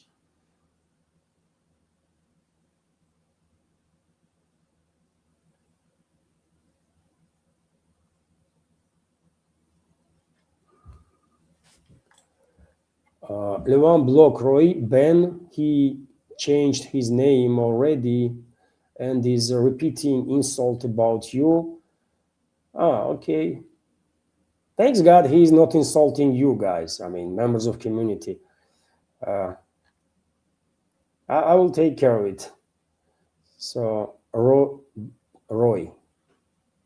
No, it's Roy. Okay, I will. Thank you for letting me know, Smoke Sally. I will spot it now, I guess. What is the point? I never understood it. Oh.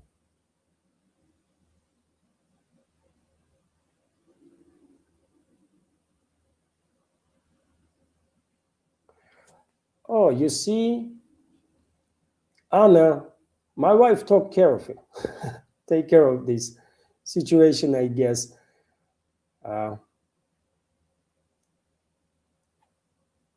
Okay, I guess, sir, Anna already blocked that person, Ben or Roy.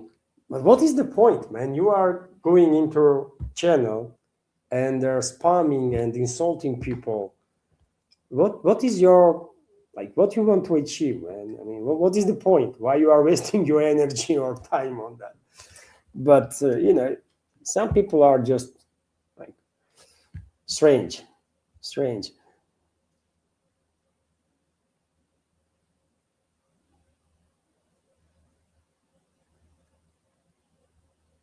Oh, I forgot to, yeah. I returned their chat on the screen. So let's scroll.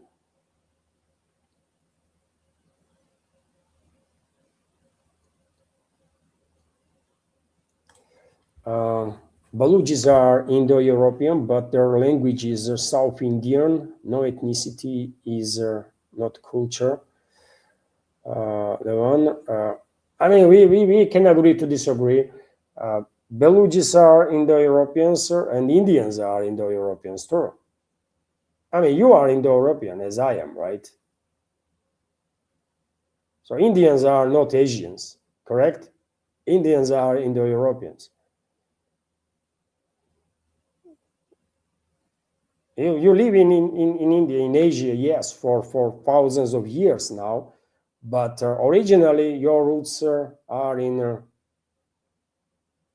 still in the Middle East, because all Indo-Europeans came from Middle East. So, you know, but they can be different situations. You see, Bulgaria, country in Europe, NATO member state, Bulgaria. You know that name of Bulgaria was given, they talk basically name of Tatar people, right? There was a Volska Bulgaria kingdom, let's say in medieval times, right? And they went and occupied certain areas of modern Bulgaria, right? And eventually, well, Bulgarians reclaim their control. They leave the name. So now they have a Tatar name, and Bulgarians are descendants of Volska Bulgaria, are modern Tatars, by the way, in Russia, right? Tatarstan Autonomous Republic, for example, and they are Turkic speaking. Right? Although they are Indo-Europeans, by the way, that's also to be mentioned, obviously with a mix of Asian also, but mostly Indo-European. And so there are different instances in history, right? Majority Bulgarians are Slavic people, but name of their country is coming from Turkic people. So, you know, history is a strange stuff, isn't it? But yet again, in history, in archaeology, linguistics play key role. Linguistics just do play key role, right? Because there is not that many artifacts, but there is language helps, linguistic roots, right?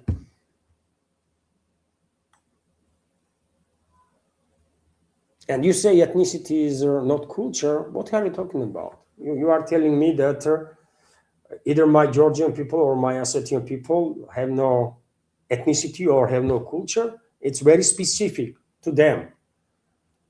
Georgian culture, by the way, is very specific to Georgian people. You might struggle to find much similarities anywhere, right? The same goes for example, Ossetian Alan people in the Northern Caucasus, because they are only descendants of Scytho-Sarmatians, right? So there is not really no one left to compare, really. So no, I have to disagree that ethnicity is not a culture. Ethnicity is an idea. You are associating yourself with certain culture, with certain tradition, with certain group of people that are united with this, right? It's a ideological construct, because otherwise we all are humans, right? Who gives a damn what ethnicity are we in that case? Ethnicity distinguishes us because of the culture and the traditions, right? And so on. Otherwise, we are just humans. And who gives a damn, right? What ethnicity we are then. But no, we want to know our roots, our history. We want to respect this, right? Our history and others' history, right? We want to be respectful. And it's cool, man, because we all are like similar and also a bit different. And it's cool, you know, it's good. But yet again, I mean, because my English is not as good as I want it to be, I struggle to explain what I mean. In Russian or in Georgian, I would explain better, I guess. Maybe my explanations are not good enough every now and then.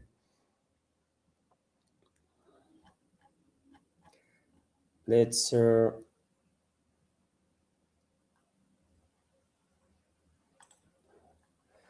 Roland, did the Allies resist the Khazars? Yes, they were in war. They were in those medieval times, by the way. Khazars are basically late history. Scytho-Sarmatian civilization, its golden age was much, much before Khazars ever existed, right? And the biggest strike on Scytho-Sarmatian civilization was made by Huns. By Huns, by the way. When Huns arrived in 3rd century, it was 3rd, 4th century, isn't it? They arrived with such a force, by the way, that, I mean, they went straight to Central Europe, right? And part of Scytho-Sarmatians actually joined Huns, and another part fight with the Huns, right? Because Huns were also these warrior tribes, right? They were tribal men and they're nomads, right? And so Huns were big strike on Scytho-Sarmatian civilization. After that, after Huns, civilization never really recovered, right? And at some point, Alanian kingdom was only what was left from Scytho-Sarmatia. Alanian kingdom was basically on the territory of entire Northern Caucasus region, from Black Sea to Caspian Sea, basically. That's all that territory. And inland of Russian steppe there, modern Russian steppe, up to Don, right? As I have said, name Don, river in Russia. Name is coming from Scytho-Sarmatians, right? Because it's Ossetian, or it's Scytho-Sarmatian name. In Ossetia, you go today in North Ossetia, Alania, and you cross the river. Every river has a Surdon, Mukhdon, and this word, Don. It means water, right?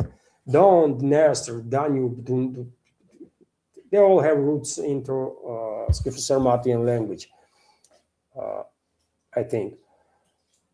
For sure, Dnestr and Don, by the way. Danube too, because it's just sounds too similar.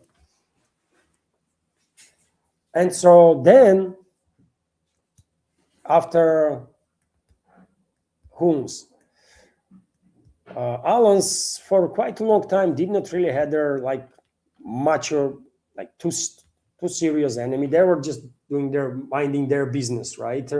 Khazars, yeah, they were fighting with Alans regularly. They were no friends, right? They were occupying some Alanian territories and vice versa. But Alans survived Khazars, by the way. Mongols were a menace. When Mongols came in 12th century, that's what destroyed their Alanian kingdom.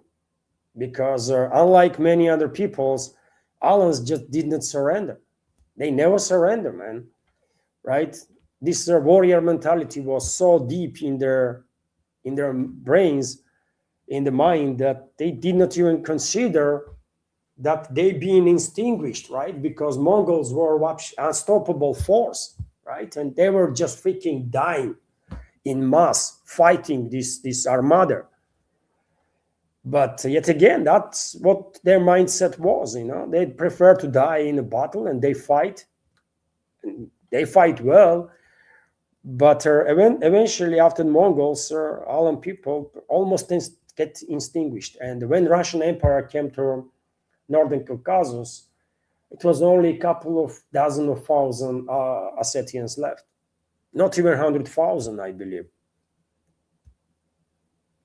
So people were on edge of extinction.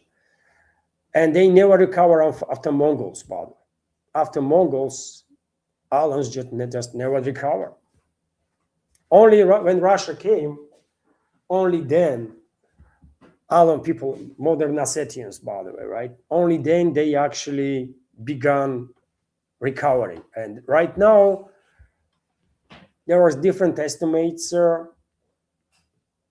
may be around 700 to 800,000 Alans, maybe up to 1 million, possibly, if you count everybody everywhere, right? Or most, at least. Majority lives in North Ossetia, Alania, although throughout Russia, obviously. Also in South Ossetia, and also there is a big diaspora in Turkey. Because when, as I said, when there was a family meeting gathering, families gather and make decision to join Russian Empire, some families say no, right? We prefer independence, and those families fight, lose, and some migrated in one side, some on the other side, and some migrated into Turkey, and therefore,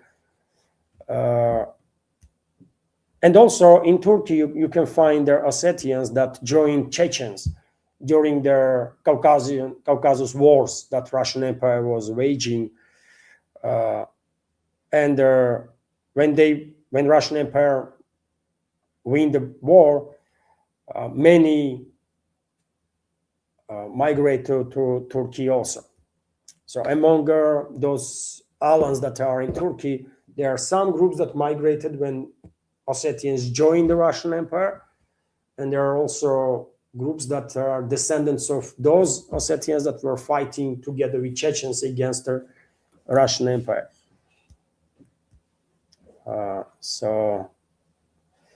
But yes, as I said, man, now Alans are recovering as a ethnic group, Ossetians, by the way, recovering as an ethnic group. But thanks to Russia, man, and that's why I'm saying Russia saved their Ossetian people. I believe Russia saved Georgian people too.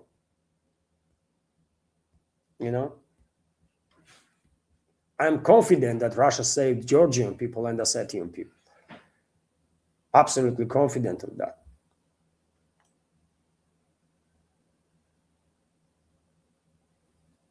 And yes, Alans resist Khazars. Khazars never managed to conquer Alania, by the way.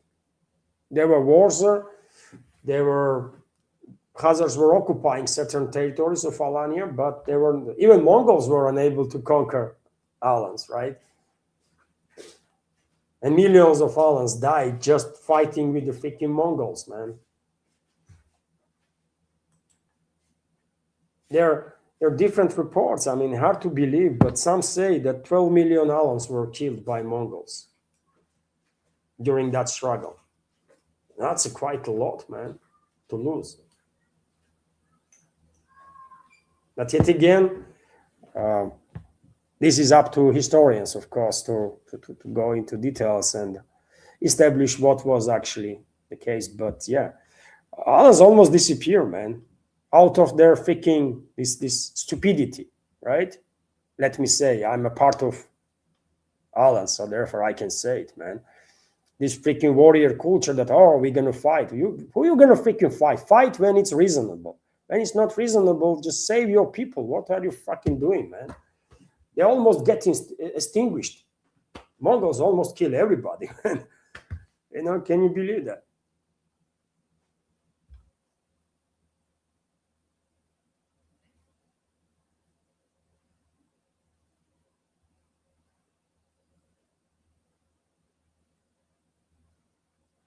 Oh, interesting. Smokey Sally is commenting, Levan, psychos like Trump believe their own lies, so polygraph does not work on them. I mean, that's a good point, Smokey Sally, isn't it? If these psychos, there are probably psychos like Trump, and if they actually believe what they say, then how polygraph gonna distinguish that they are lying? Because in their mind, they are not lying. They believe in this nonsense, that whatever nonsense they believe. Yes, I mean, makes sense, absolutely. So, yeah, Scooby, on your point, thank you for sharing, Smokey. I did not think about this, but it absolutely makes sense what you are saying, absolutely. Because those people are absolutely sure, isn't it? No matter what they are saying, they are correct. They believe in their own crap.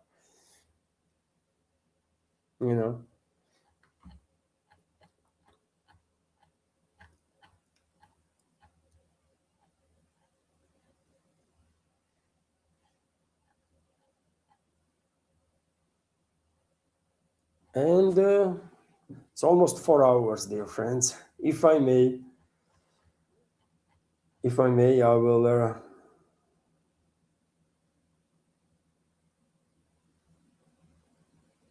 Okay, I'm gonna read this comment too. Levan Indians are a mixture of hunter-gatherers, Dravidians, Indo-Europeans, and Mongoloids, but their tribal status we give in our country goes back to those hunter-gatherer tribes. Well, I mean, we mostly are descendants of hunter-gatherers. I mean, we all are descendants of hunter-gatherers, and then these Indo-European tribes that are spread from Middle East. In case of India, it is absolutely understandable that throughout the thousands of years, of course, there was a mixture, mixed families and all that stuff, right? Between Indian ancestors of modern Indians and the locals, right? And so, yes, I can understand all of it, but mostly you are just Indo-Europeans, right? And your DNA and my DNA is very little difference, really. We are Indo-Europeans, right? Your DNA, my DNA, and someone's DNA in Norway, by the way, there is very little difference there, if any. And the only difference you might find is about geography of habitation of our ancestors, right? But some 7,000-8,000 years ago, all of our ancestors of all Indo-Europeans were living in the Middle East. 5,000 to 7,000 years ago, right? Let's say. And they were already building civilizations, maybe bit more than that, right? And already building civilization. And first Indo-European civilization is Sumeria, right? Khmer, I guess. Babylon is a part of also Indo-European civilization, of course. And then when people spread, well, people that went to modern India, they created unique civilization there in India, right? Some went to other directions, and that's all very fascinating. You know what is interesting, Nidish? I learned some study some time ago that in Bangladesh, the population Neanderthal gene is extremely high compared to the rest of the humanity. That's what is freaking interesting. I mean, what was going on in the far southeast, like, I don't know,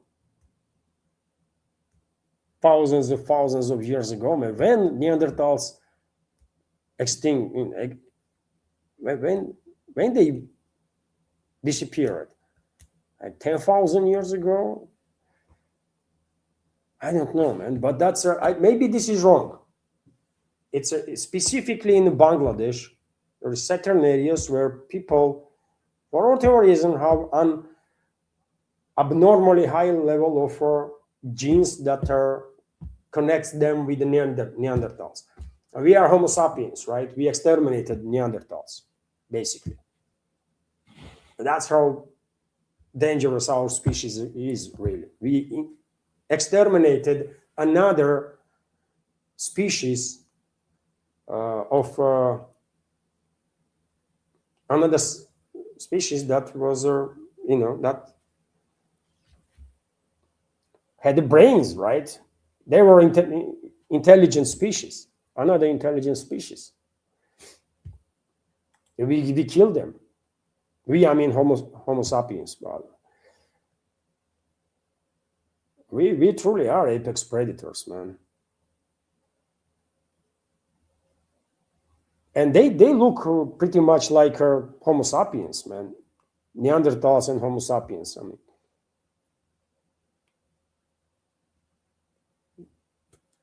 they look like same species, but they are different. But nevertheless, okay. I'm tired, man. I'm tired now. Homo sapiens and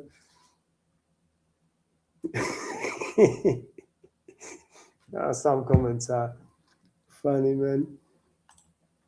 And dear friends, there was also let me highlight there was a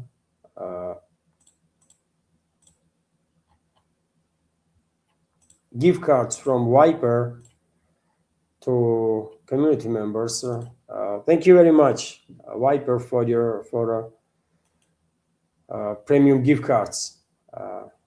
There was 2 more premium gift cards. So thank you very much for your support and attention. And dear friends, you can tell I'm a bit tired, right? It's almost 4-hour stream, by the way, and better I take little break now. And I'll be back tomorrow. Dear friends. So thank you all for your time, for your attention, for a good, nice conversation, dear friends. I always love these community chats, man, because it's like a friendly chat, isn't it? It's like we are gathering in a club, right, in a pub somewhere, and then we just talking about some stuff, man. So it's always nice. Thank you very much, dear friends. Have a wonderful day, and take care. See you tomorrow. Bye.